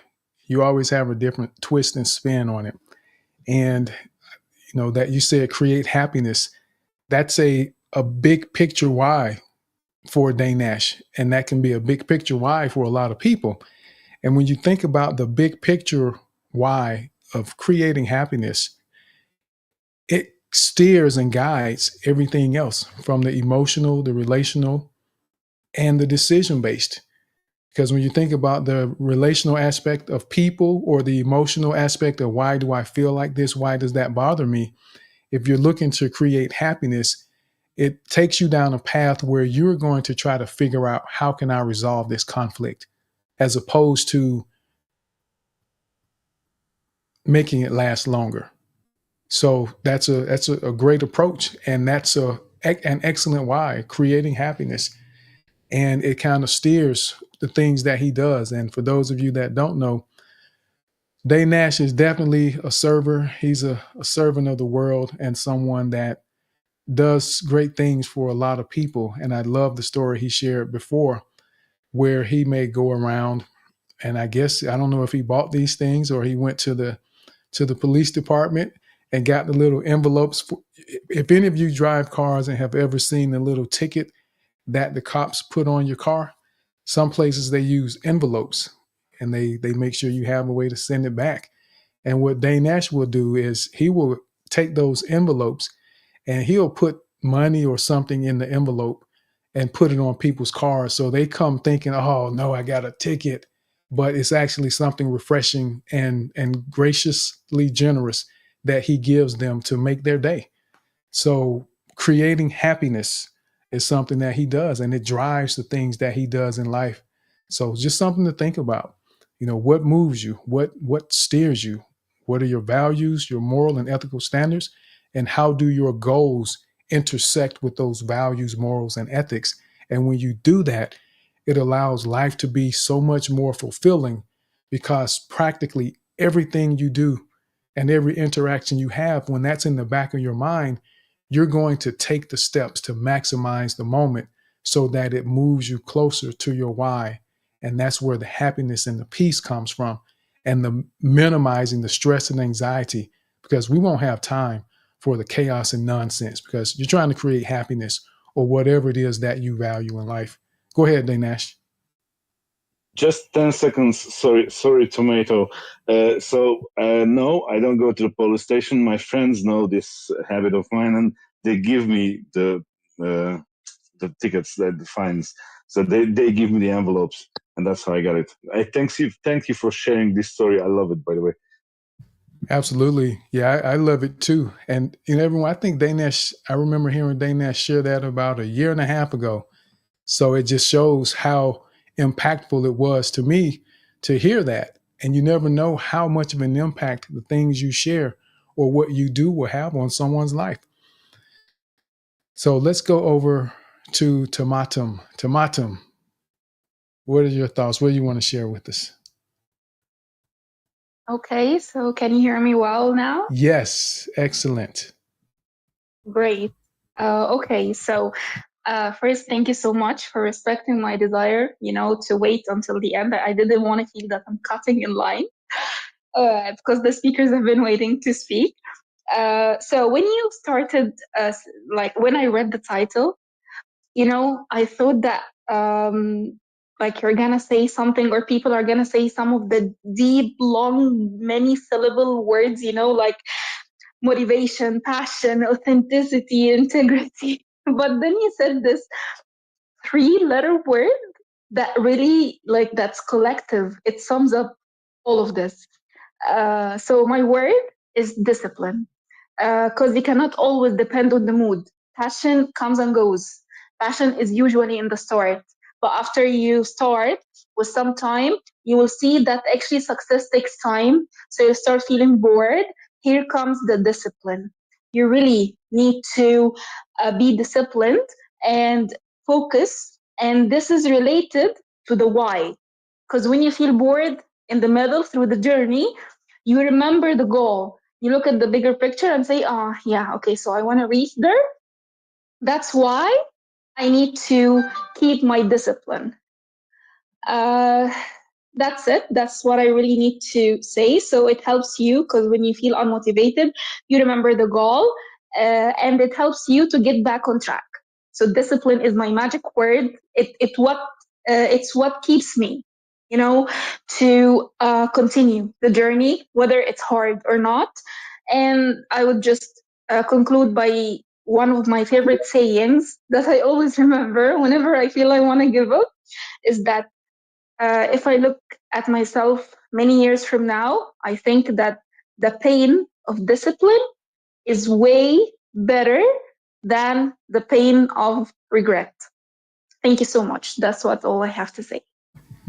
Oh, and that was enough. I love that because if it's going to hurt anyway, and you said the pain of discipline is better than the pain of regret, and that matters, and that's a great perspective to Matam for us to have because if especially when you're in situations where people are trying to make decisions and they're stuck on what to do, and instead of doing anything, they sit still and roll around in the misery or the doubt. And something that I learned was if I can't change my circumstance, I still know where I'm trying to go. I know where I want to go. And I continue to take steps to move in the direction that I want to be in, even though my present situation or circumstances, I don't have the ability to change it. So I can choose to roll around in self pity because my circumstance isn't what I want it to be, or I can focus on the next step to get closer to where I want to be because 6 months is going to pass, a year is going to pass. So it's my choice if I choose to roll around in the mud in that moment or get out of the mud and start taking steps, even if it's baby steps. If I can only take 6-inch steps after 6 months, I'm going to be so far taking 6-inch steps. And that's the mindset. So you can choose to suffer with the pain of regret or the pain of the discipline to move forward. Go ahead, Tomatum. Yeah, I totally agree. Because, nowadays, I'm sure you have heard and seen it, and everybody here has heard and seen it that people always say, follow your passion. Guys, okay, passion is amazing for a kickstart, but passion is so much dependent on the mood. I mean, come on, every day when we wake up and we want to go to work, sometimes something or a situation or an incident happens in the beginning of the day and it sets our mood off. Do we just call it a day and sit at home? No, we go to our job. Why? Because it's discipline. Because like there is greater end at the end of the month. I need to work to get paid to make ends meet. So passion is amazing, but you cannot always count on it. It's about discipline. So I totally agree with what you said, Tim. Thank you so much. Absolutely. Thank you for that. We have to be mindful because the passion has a level of emotion built into it, and emotions can change based on stimulus. So I want to give this reminder that we're going to be closing at 1:30, which is just under an hour now that we'll be wrapping up today. And I want to we're going to do a couple challenges. I think we should have a chance to do a few challenges today. And it looks like Brenda dropped down. Are you running from the challenge, Brenda? I'm just messing with Brenda. I know she isn't running from it. It's amazing how, and see, this is a great moment here. This is a teachable moment. How we have to be mindful that timing matters, and we have to be careful that when things happen in a moment's notice, sometimes a person may do something in a moment that we did not expect, and it can cause us to believe that they had a certain intention that they did not have. So be mindful of that we don't jump to conclusions because of something someone did without taking the time to understand the why behind what happened. Ask the question before we make an assumption that Brenda was running from doing the challenge, because I know she wasn't. I was just making a joke. I was teasing Brenda with that. But it was funny of the timing of how that happened, that As soon as I mentioned challenge, she dropped down to listener. Go ahead, Daynash. So one thing you said that really catched me. Like, yes, if I have someone who didn't call me back or didn't come to a meeting or something, I always they're always sorry, and I always reply to them like, okay, you must have had a reason. I assume you had a reason because you're a serious grown up person, and yes, you must have something because something that you never came because of. I don't know if it's correct in English, but also I just wanted to thank you, and I must leave now. And I'm not running. I'm definitely, you know me, Tim. I'm definitely not running from the challenge. I always run towards the challenge. This way, I am very like to a firefighter because when something is on fire, because when your tongue twisters are on fire, I run towards them, but not today. And thank you that I saw all of you, and thank you for having a chat. And I'm leaving. Oh no, I listen to this. I listen to whatever Tomato has to say, and then I leave. So bye, everyone. Thank you, Daynash. I definitely know you would not be running from the challenge. If we ever needed someone to do the challenge, Daynash would request the mic to do the challenge if we needed someone to fill in. So definitely he's a firefighter on the team. To let's see, Tomatum and then Mama B. Can you see me, Tim? I've had my hand up for a while. I don't know if you can see me. This is Brianna. I see you, and I think I remember you came up a moment ago, but yes, I do see your hand, and we're going to get to you. Yeah, I'm not gonna take her turn or anything. I'm just reminding, or I'm telling Yahya, because he has, like, Yahya, you have taken the speaker for a long time. But if you need to speak, you can raise a hand. Raise a hand, like ارفع ايدك علشان هو يشوفك في اللاين. So he's gonna let you speak. Thank you so much, Tim. That's it. Okay, thank you, Mama B. Yes, thank you, everyone. Dinesh, when Tim was talking about the story of you putting money in the envelopes where people have gotten tickets, parking tickets, I'm thinking, wow, I was imagining just me sitting across the street and just, watching people as they come and they see the ticket from a distance and they just get so deflated only to get to the ticket and find an envelope that has money in it, and how they'd be looking, all over the place behind themselves, up on the sky. Who came? What happened? I think that would be just a good laugh for a heartwarming. They don't believe it. They don't believe, yeah, not in this world, not in this world we live in, So to just have your mood changed so differently by someone who just put money in there. Oh my goodness, that is so nice. That is just a heartwarming story to hear. But anyway, before I end, I wanted to say, Tim, going back to your topic, you said after Brock said, no longer a crossroads. It's no longer a crossroads when you know your why. That was so powerful, Brock. And then you said, Tim, that knowing your why makes life easier. And then, of course, me, I started looking at it from a parenting point of view. I'm like, yeah, when you know your why and your goal in your parenting your child, first of all, when you know your why you're having children to begin with, but let's say now you have children. So when you know your why as to what your goal is with those children, it makes parenting easier. So yeah, I just wanted to say that it actually extends to a whole lot of areas in our lives. So what a powerful, powerful space.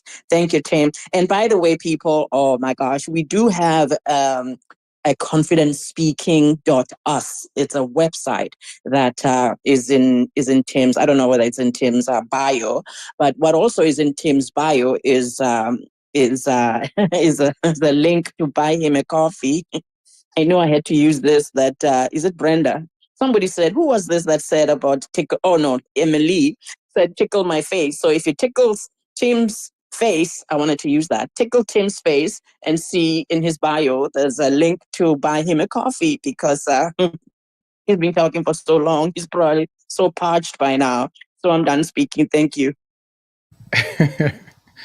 Oh man, thank you, Mama B.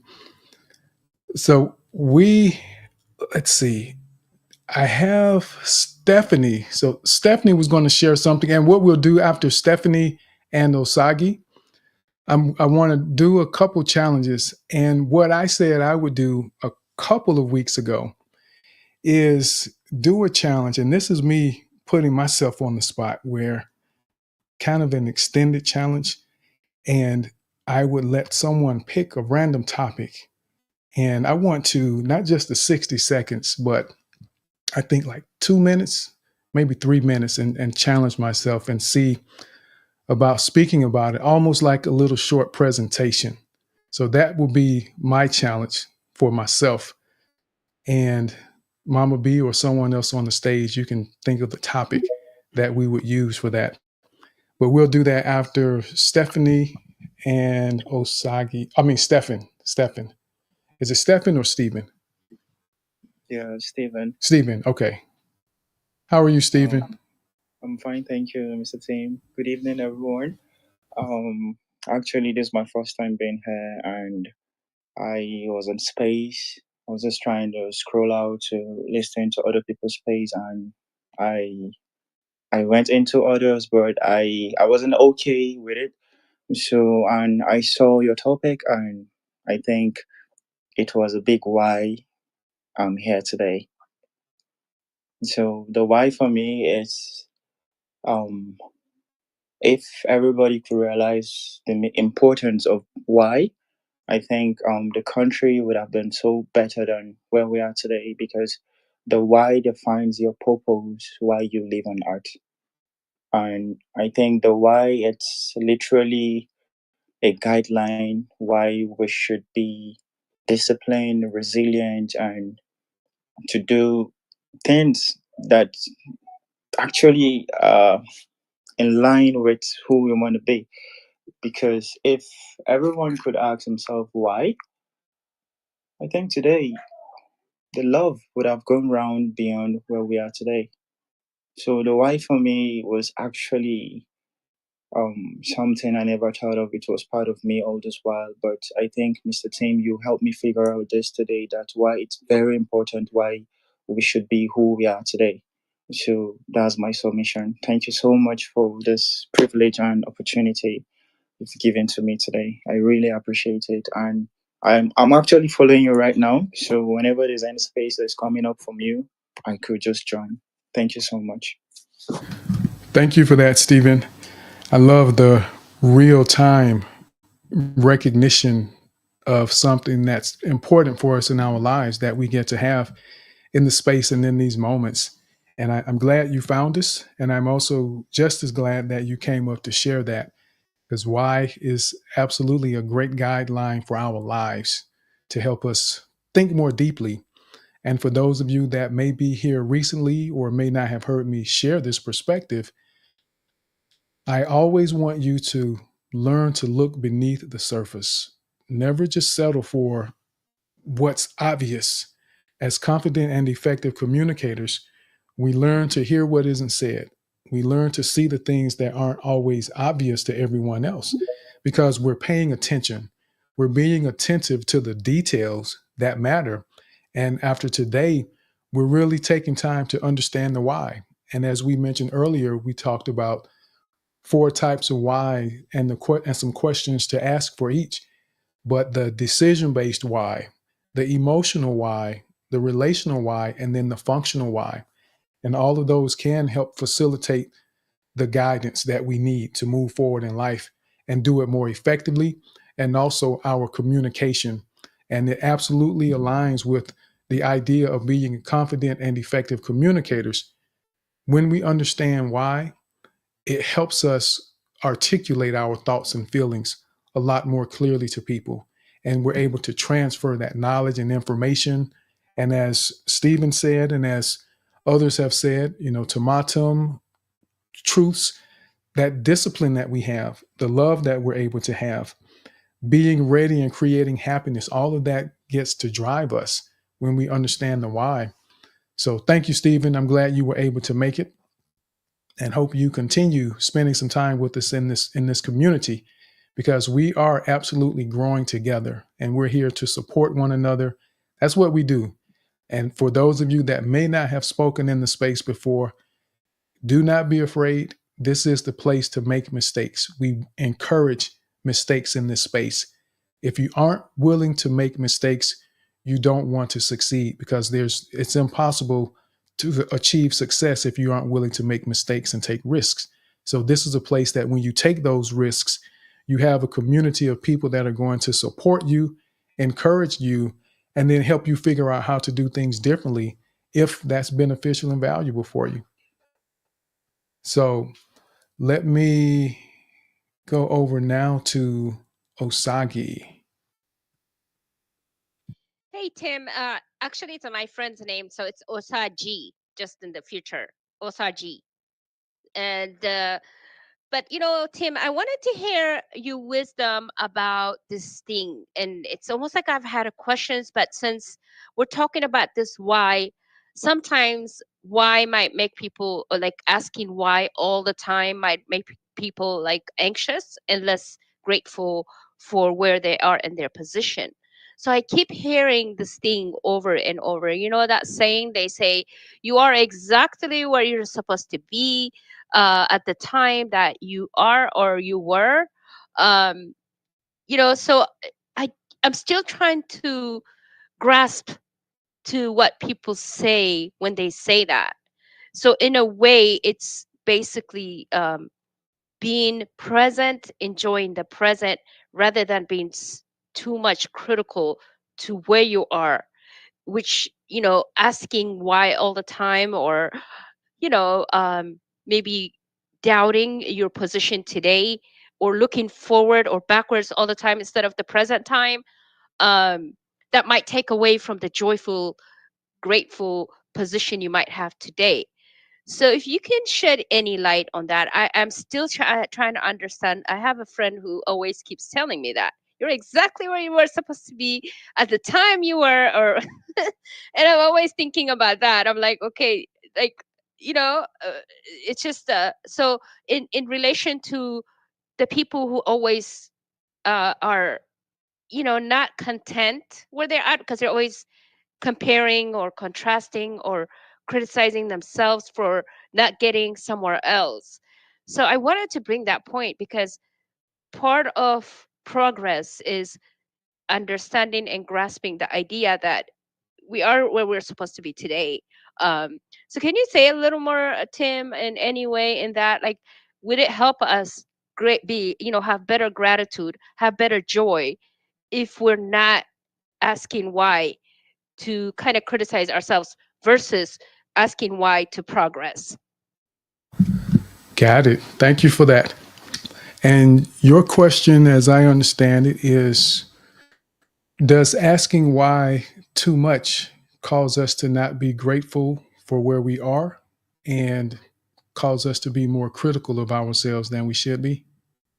Is that a fair summary? Yes, yes, let's hear from that aspect. It's mainly about the thing when people say, I don't know if you've heard it, you are exactly where you're supposed to be at the time you are. What do you think about that in relation to, what we've talked about today for our growth? I agree that nothing happens by chance. And even in those moments where we're in a place, and I think you gave an example similar to a promotion, someone not getting a job. And if I heard that incorrectly, I'll use it as that. If someone doesn't get a promotion that they wanted, and they were turned down twice on two different occasions, and they may ask why, because they want to understand why I didn't get the promotion. I feel like I was ready for it. But at the end of the day, the reality is that they weren't ready for it. There were aspects of the position they wanted to have, they didn't have the qualifications for. And they didn't take the time to understand why they were not chosen. They didn't take the time to get the details and understand what was actually happening. And we have to be able to ask those questions for understanding, not that we're complaining, because we do position ourselves where we're in situations sometimes because we made bad choices. And you know it, and you know my faith. I feel like God doesn't make mistakes from my perspective. And sometimes by us having free will, we will make choices that cause us to miss opportunities. There are times we will make choices, especially when you see some couples, people that have gotten together and they're married, and it wasn't because God told them to, it was because they were infatuated. You know, they had some good sex and they stayed on the phone till 4 o'clock in the morning every night for 2 months. And that made them feel like, oh, we're so deeply in love. We're supposed to be together. And they didn't take time to understand the why, to look at the values in their life, the moral and ethical standards, and making sure that the goals they had some level of intersection. So asking why doesn't mean that we are constantly asking why. There's always a balance. You know, when I say something, there's always a balance to it. And what we have to understand is the reason we ask why. We don't ask why for controversy or to create chaos. We ask why for understanding. When you ask why after you don't get the promotion 2 times and you get a response that helps you understand what you need to do, you no longer have to ask why, because you now understand that there's some things that were missing in my skill set. Or you don't have to ask why am I still trying to figure something out financially in my life, because you've understood, you've taken the time that I'm asking why so that I can understand how to be better, not because it's woe is me and I want to roll around in the mud and complain and gripe. This is about understanding. And from the relational aspect or emotional aspect, when you ask, why do I feel this way? Why does that bother me? And you get to a place where you understand the why, the next time someone approaches you with negativity or they approach you with harsh words, you're no longer upset and offended because you took the time and did the work to understand why you felt like that to begin with. So now it just becomes something you do. It's like riding the bike. Once you learn how to ride the bike, you no longer have to ask yourself, okay, which pedal do I push first? First, do I press the brake now? Or, you know, those little details and nuances you understand because you asked why and you understood why you have to keep pedaling if you're on a flat level surface. You know, whereas you understand that when you're on a hill, you don't have to pedal as much because the hill is going to help you roll, but you understand why.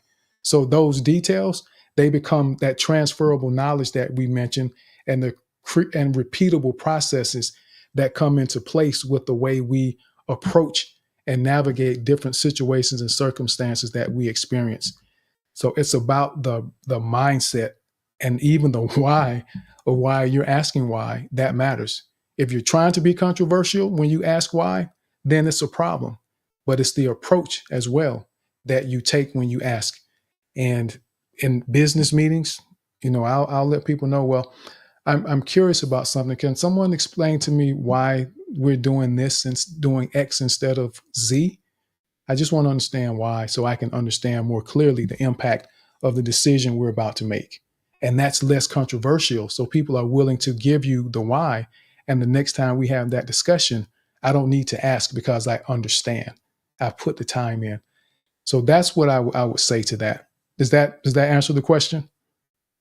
Yes, thank you so much, Tim. Absolutely. Absolutely. Absolutely. So I want to do this. So I see here and May Coins hands up. And before I do that, well, I tell you what, I'll go ahead because I don't have to do the challenge right now. I can wait. But I just said that I committed to doing it a couple of weeks ago, and I thought about it, and I realized, you know what, I didn't do the challenge, and I said publicly that I would. So I just want to make sure everyone knows that I'm willing to do the challenge. I'm going to go ahead and give them an opportunity. So we'll go to Gahir and Made Coin. Did I pronounce that correctly? Is it Gahir or Gir? Gary. Hi, good afternoon, Gary. Gary. Yeah. Okay. Hi, Tim. How you doing? I love your program in here, and I appreciate it for giving people the opportunity to speak up. And without further ado, let me go about that. Change your life with one word. The word is change, right? we see change in nature. Let me give you an example. A butterfly, right? A butterfly's life cycle is 2 weeks. Does it care or does it know it's going to live 2 weeks? No, it's just natural. Change is natural. I gotta remind people. Remember, the biggest changes in life are doing nothing, repeating the same thing over and over again, and expecting different results.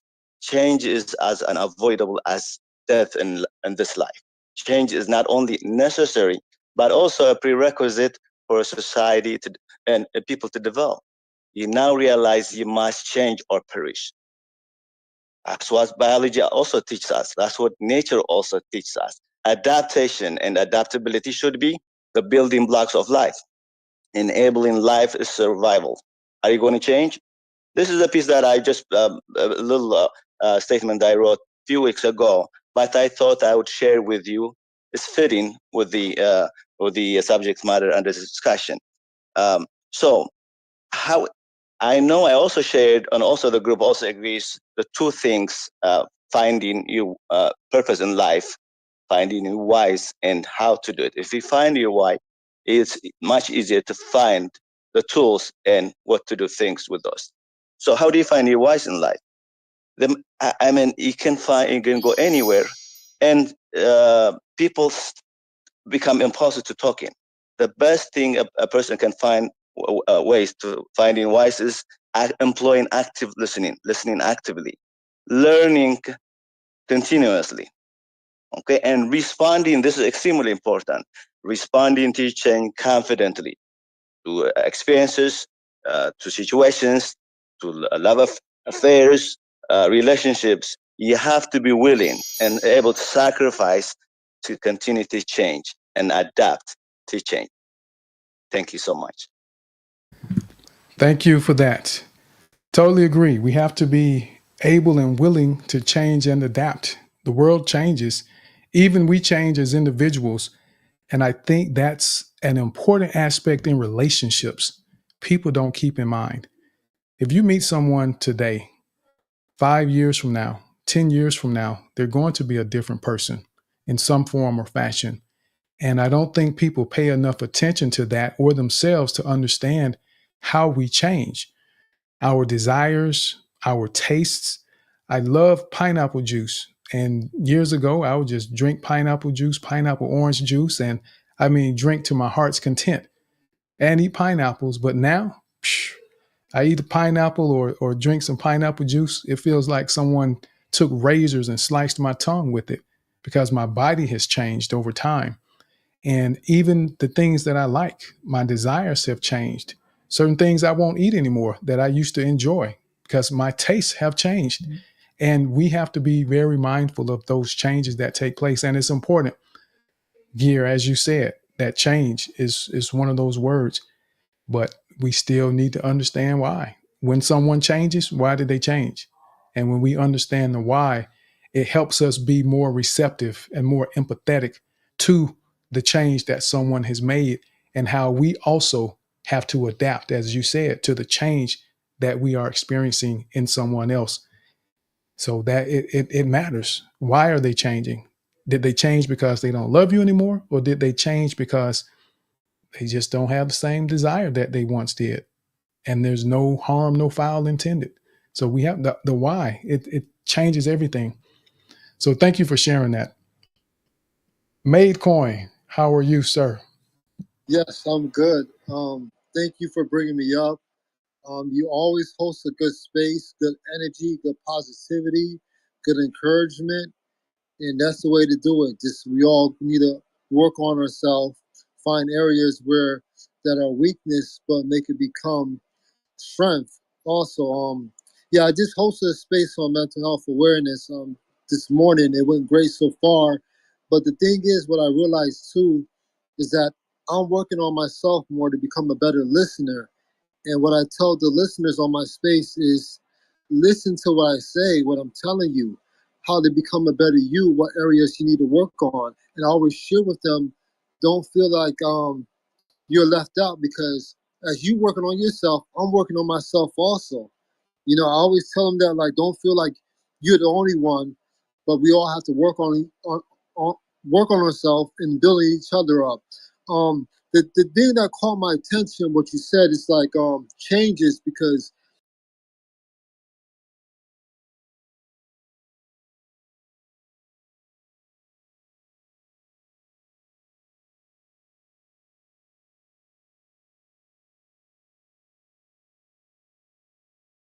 stop doing that because high blood pressure, all sorts of like health problems could come up.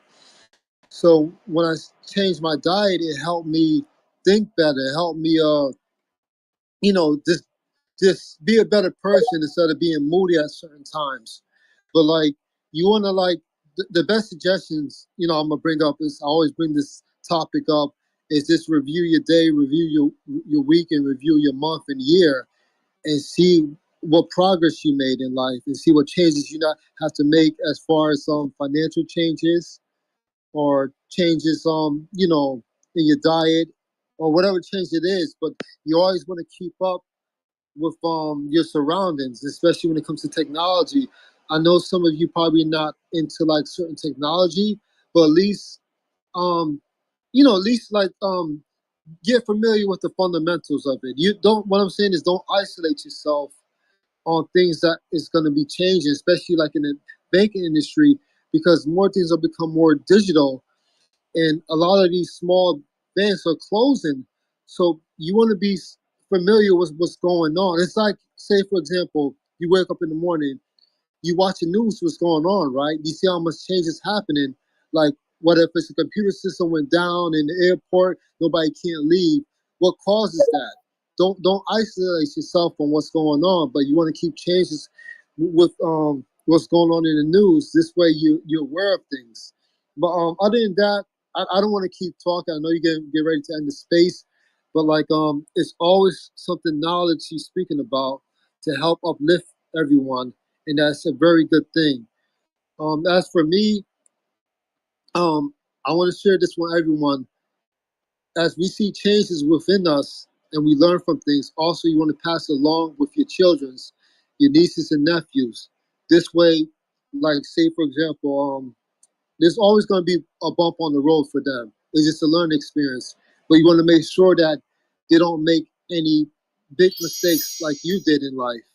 Me, I say, for example, like if you kept eating junk food and that all of a sudden that caught up to you when you got older, and say, wait a second, I almost had diabetes, almost had high blood pressure. I had high blood pressure. Share it with your children. Share it with whoever you're close to. This way, they avoid those mistakes. Because the key is in life is learning from other people's mistakes rather than you make the same mistakes like they did. And it's very important. Your health is your wealth. Um, Again, Tim, thank you so much for giving me this time to speak. I'll let anyone else that want to speak.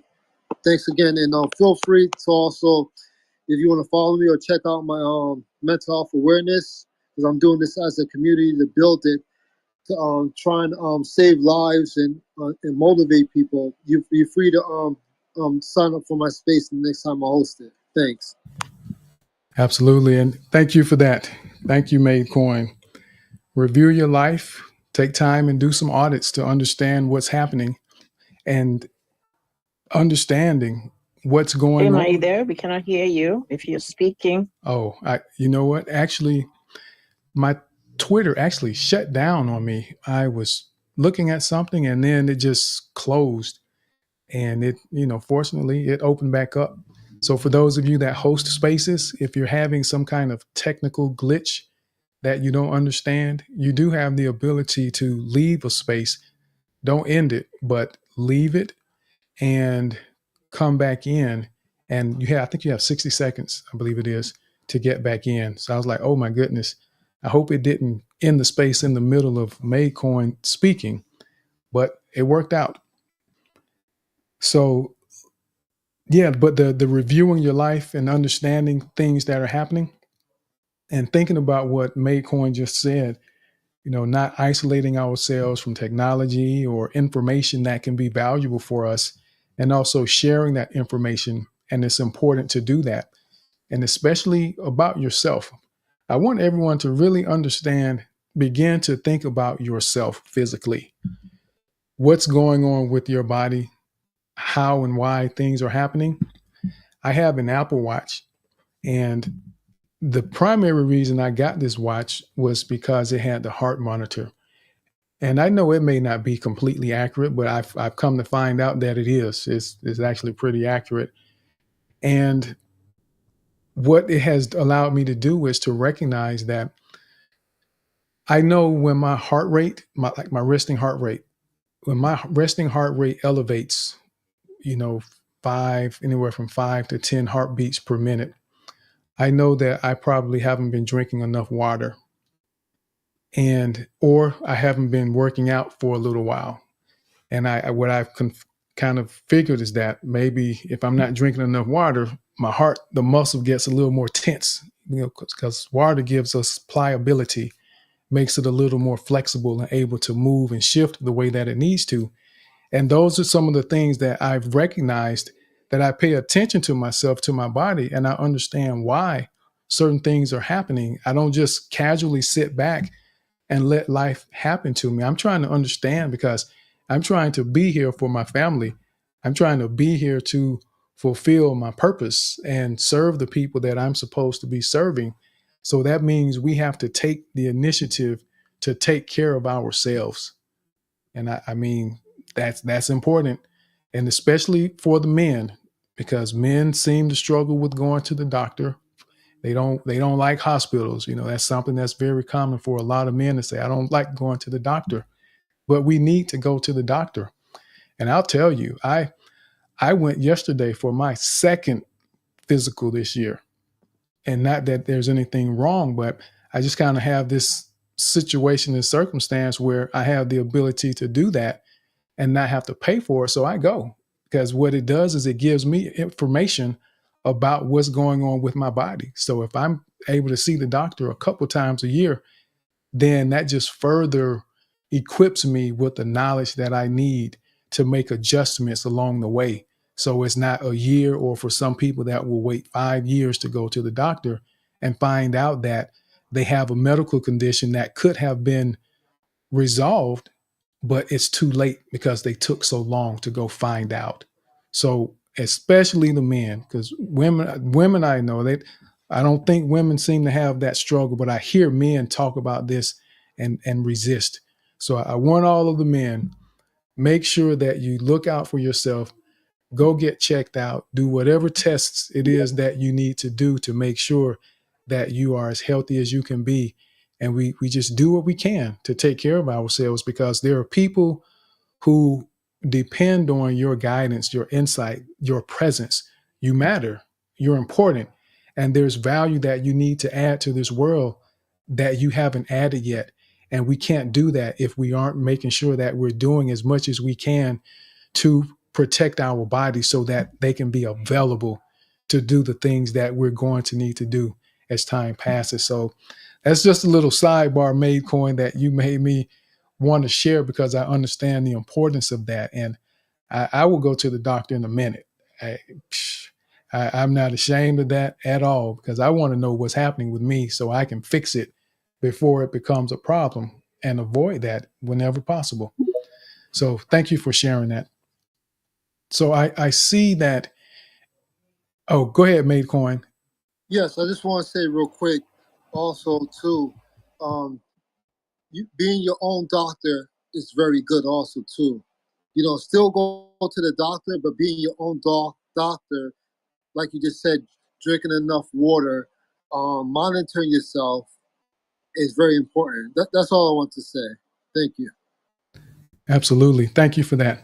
And see, and I know if I eat Cheerios or Honey Nut Cheerios 2 or 3 days in a row, I'll start sneezing. My nose kind of runs a little bit. So those are things that I know about myself, because I'm paying attention and I'm trying to understand the why behind the experiences I have in life.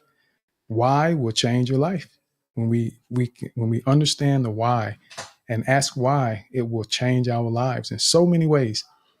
So let's go over now to Ingrid.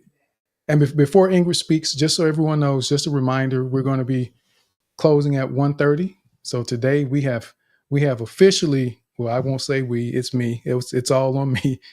And when you're the leader, when you're the person that is the host, or you kind of set the tone and the standard, it's you. So if we lose, it's on the leader. They always look at the coach and say it's a bad coach when the team is losing, but then they say it's a good coach when the team is winning. So I made the commitment today, and I think everyone has agreed that we're going to get this timing down because one, there's a technological factor that I need to get closed on time, and then two, it's a matter of a standard, a setting a standard, and accountability as well for our time because I want you to have more time. I want you to understand how this is going to flow when we're going to be around. And also for me, because when I get to step away, it gives me a little more time just to unwind and catch my breath and rest just to catch up. But Ingrid, go ahead, Ingrid. Good to see you today. How are you? Hello and greetings to all. Hi, Tim. Hi, Timothy. Hi, Mama B, and everybody else in the space that I know. The topic is great, Tim, but I don't want to go off topic, but I just think I need to add this so it's in the recording.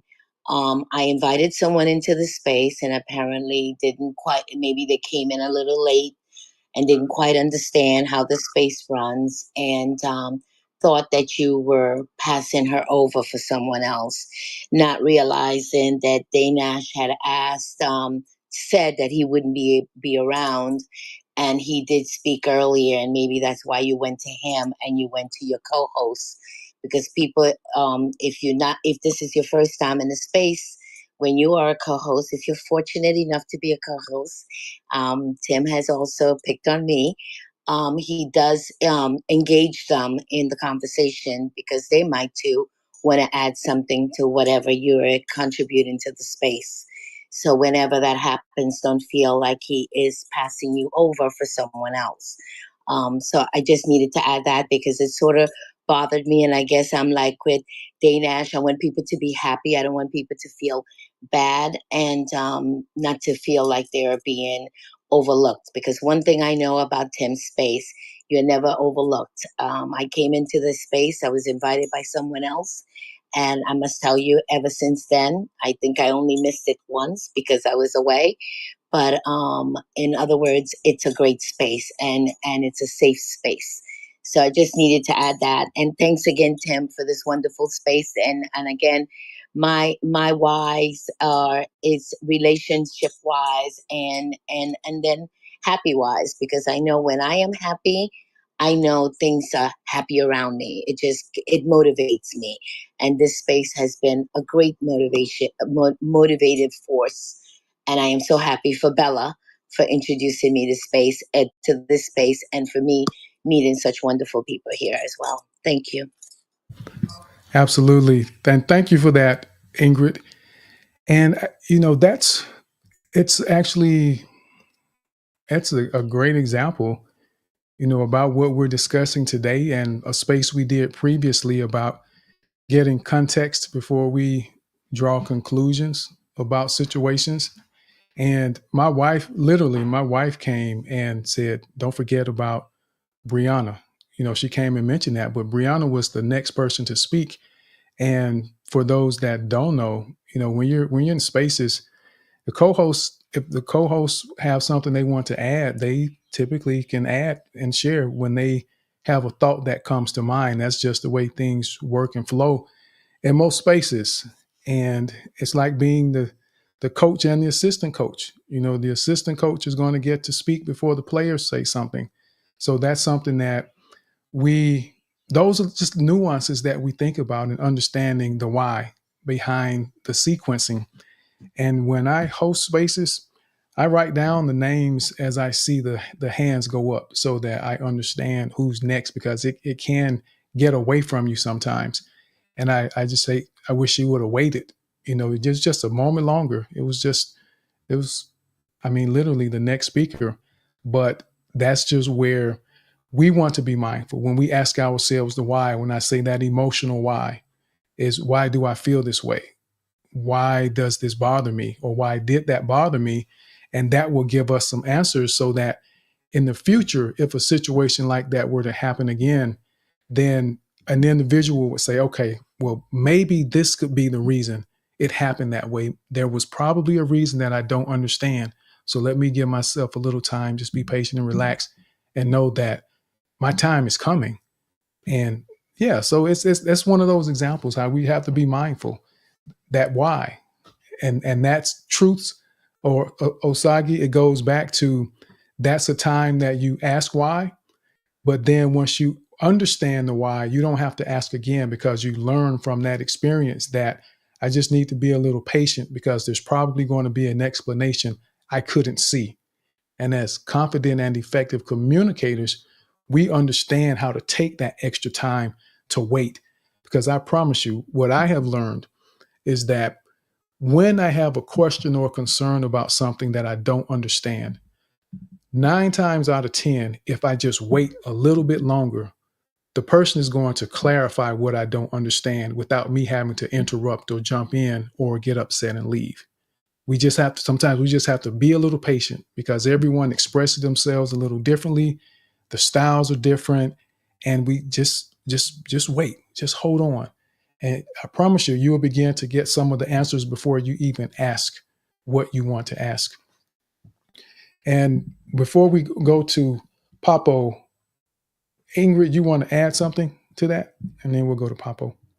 Yes, I just wanted to say you just nailed it. Listen, if you come out and you say something and you feel that something is not right, just listen, stick around. Like you just said, you might get your why gets answered, and then you could continue in the space. And I also want to say, Papa, thanks for coming in, and I'm so happy you have the mic. Look at that. Pop, you invited Papo, Ingrid. Yes. You see, I'm not surprised. So Ingrid is definitely an ambassador for the confident speaking community. So Ingrid, thank you, thank you, thank you, thank you. Papo, welcome to the space, sir, and I hope that you have been enjoying what you're hearing and that there's something of value that you're able to take away from the space. We're excited to hear what you want to share with us. Welcome again. Thank you, kind sir. I am absolutely enjoying what I'm hearing. Thank you, Tim. This is my first time in one of your spaces. And yes, I love me some Ingrid. She is awesome. She is the best. And I love when she invites me because she knows which. Um, which reputable spaces to invite you to. So when I get an invite, I do not have to think twice or do my research. I know just go in and listen.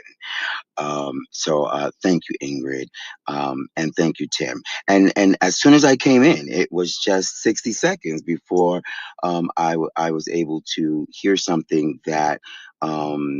Tickled my fancy, if you will. And that was you, Tim, mentioning about men not wanting to go to the doctor. Um, that very true, very very true. Now for me, I just wanted to just briefly mention my experience. I'm not one of those men, by the way. I go to the doctor every year. I go to the doctor. If I'm feeling in a certain way, I have absolutely no problems going to the doctor. Now, I credit my mother for that, who's a woman. Okay, I was raised around females. I have three sisters: an older sister, a twin sister, a younger sister, and raised by only my mother. So I understood the importance of your health, the importance of so many things that you know some men may take for granted. Now, in my family, there are a lot of men, a lot of cousins, a lot of uncles, a lot of nephews, even that do not go to the doctor or underestimate and take for granted and take advantage of the health aspect.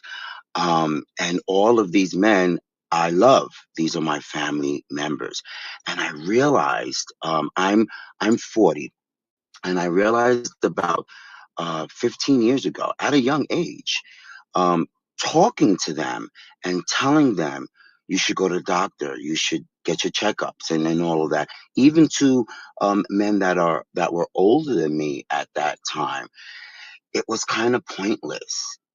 They would just, yeah me off, and yes, I know, and realize they were not going. And one day, I offered to take someone to the doctor, and I realized when I did that, they accepted and they went. And since then, I started doing that. And for the last 10 years, it's ridiculous, but I round up not all, but a lot of the male figures in my family, the uncles, the male cousins, even on my age group, and I take them to their doctor's appointments. Or they'll call me and tell me little things that they're feeling and they're going through because they feel comfortable with doing that. And I'll tell them, okay, you need to get your what to the doctor.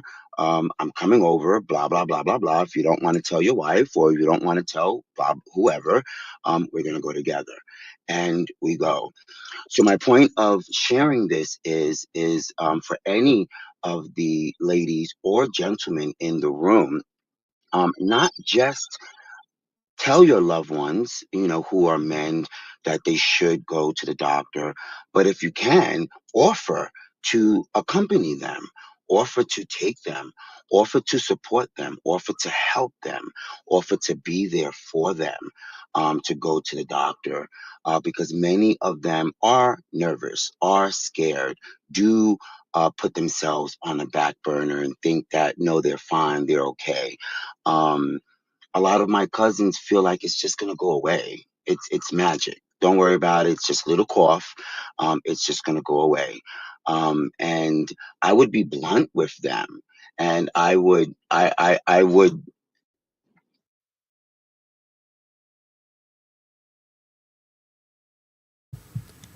Looks like Papo got cut off.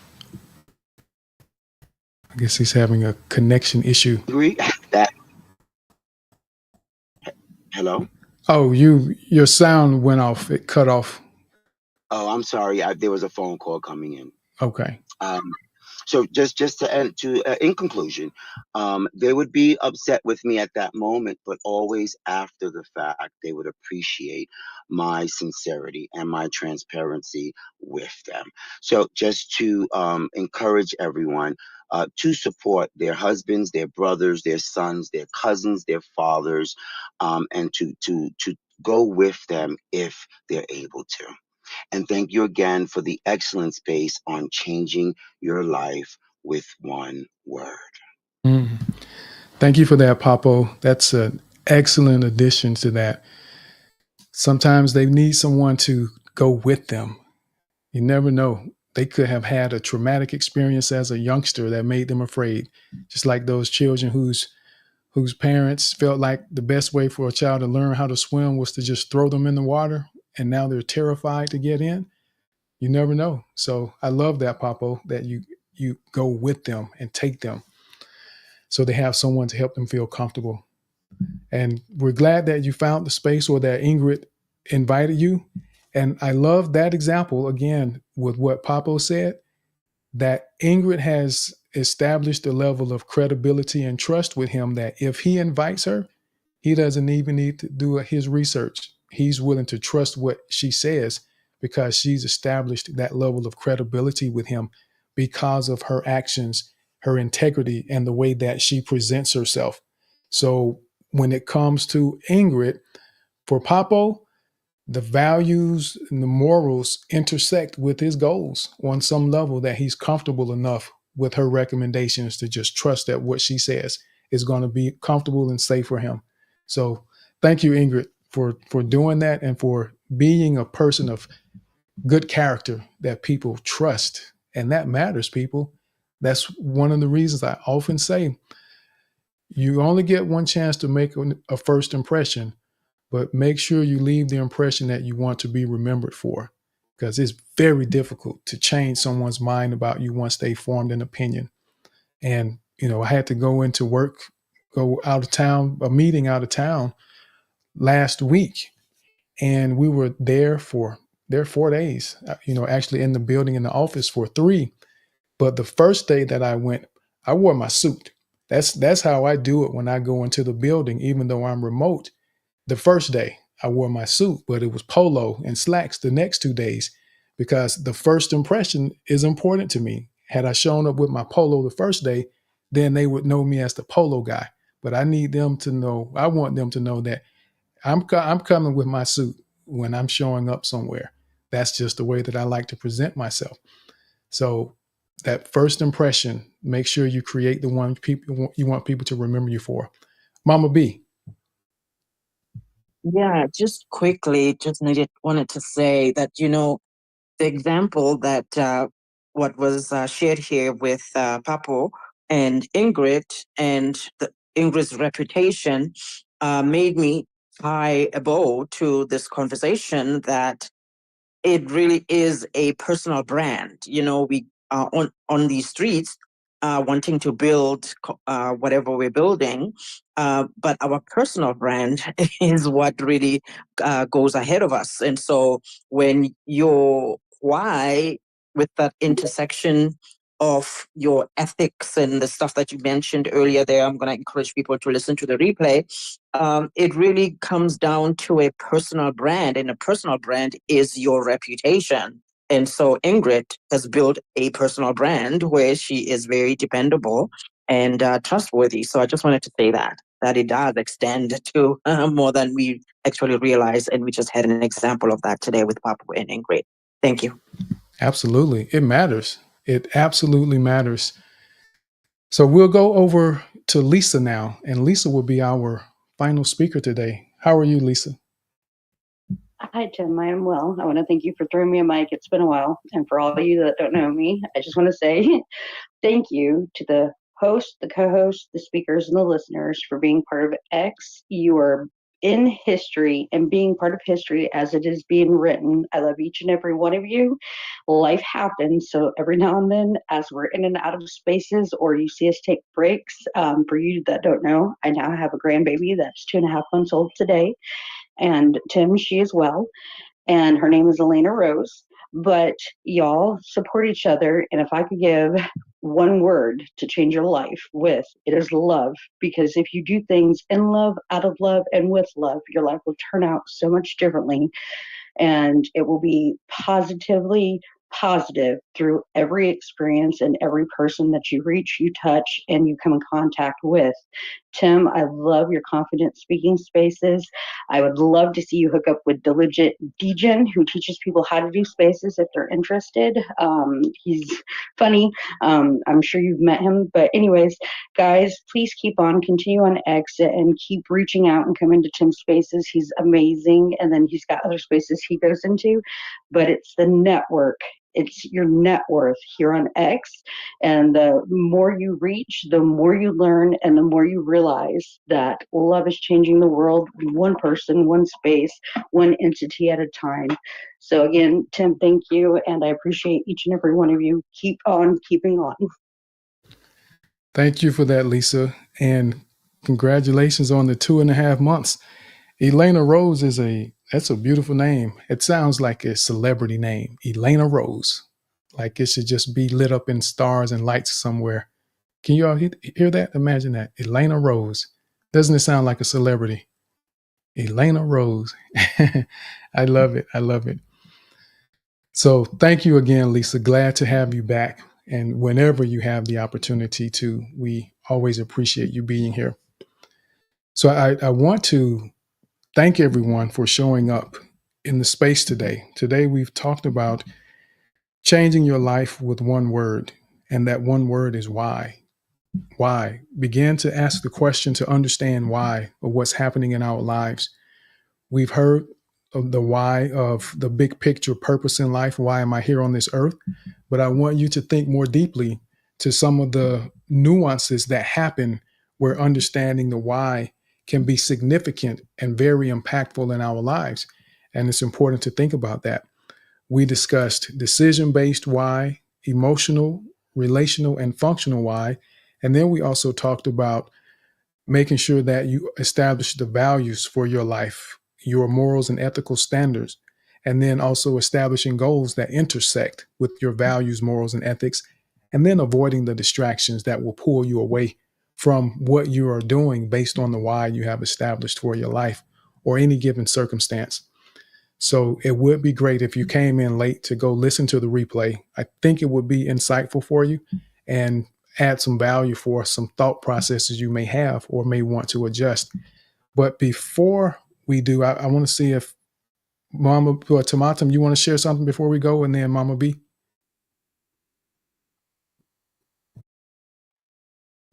Tomatum. Oh, there you go. Okay, so can you hear me?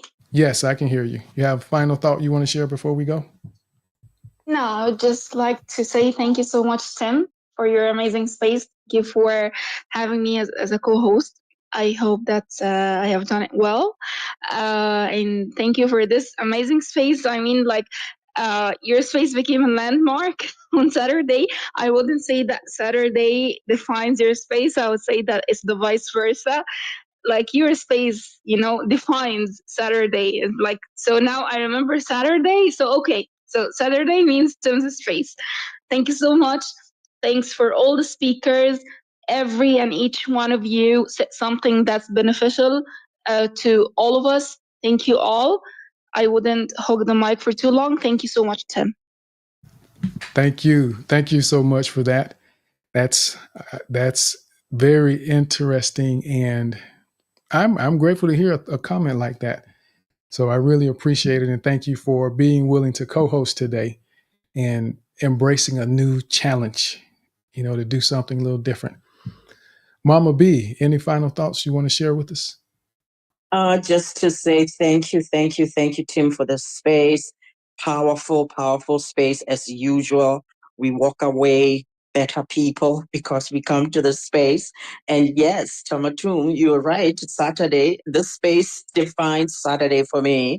And I'm always here at my kitchen table with my pen and pad, and just really enjoying the space and growing and walking away thinking new thoughts. So thank you, Tim. Thank you for everybody who's been here today. And yeah, have a wonderful evening. I'm done. Absolutely. Thank you, Mama B. I remember Mama B said she was an armor bearer. And I was like, wow, okay, that's deep. That's a whole nother level of commitment and service to what we're doing in this space. And it isn't just for me, it's for all of us. And we're all here for one another. And I want to thank all of you that have been listening. Darren, good to see you, sir. Stephanie, Angel, Rookie, Nomad, Abubakar, Queen Labo, Christy, Creative Side, Josh Meister. We got, Papa was a speaker. We've got Ethnos Plays, Roseanne, Roxana, Boss Fam, My Melanin Moods, Anya. I'm going to say Anya. Anya, Ana. Well, one day, hopefully, Ana, you can let me know how to pronounce it correctly. Then we have Dermbeat, that was in the space. Patrice, Razana. We have Tuminho, Lisa, Happy. We have Power, Dear or Diary Yesterday. Richard. We have Ash K, Cool Breeze, Beck. We've got Founding Ideals, Mala, SWC Trustee, MJ, Jules, Victoria, Kabomo. We also have Utkarsh, Ganbayara, Ganbayara, Ganbayara, Ganbayara. I'm going to try Ganbayara because so when I do my Arabic, I know that when it's one A, it's a short A, and then two A's is a long A sound. Ganbayara. Then we've got Ibube, Galapos. We also have Watushina Roy, Watash. I'm going to abbreviate. So forgive me, Watash. Watashina Ryu. Watashina Ryu. And then we've got Manoj, Naomi, Stephen, and Open Door. So again, thank you all for being here and joining in the space for all the speakers. Ingrid, Gear, Maidcoin, Brock, Oh, Tomato, I see your hand. No, I just would like to salute the peoples that are named in Arabic. So we have Yahya and Abdul Hamid and Abu Bakr. Because I can read them easier, so I thought of saving you the trouble. Thank you for that, Tomato. I appreciate that because it does take me a little longer. I could figure it out, but it takes me longer. So thank you for doing that. And Ingrid, Truths and everyone that came up to speak as well. So I really appreciate you all and always grateful for you all being here and hope that everyone takes something away from the space today that's going to add some value to the things that you do as you go forward, as you continue to understand the why behind the circumstances you experience in your life. Thank you all. Thank you for joining today's episode of the Confident Speaking Space. Your contributions as a speaker and your presence listening live or on the replay are greatly appreciated. If you enjoyed the experience and want to show some love, feel free to visit the link on my profile and buy me a coffee. Until we meet again, I pray you have a fantastic week ahead. So be blessed, be safe, and be intentional about becoming a more confident and effective communicator. Let's get it.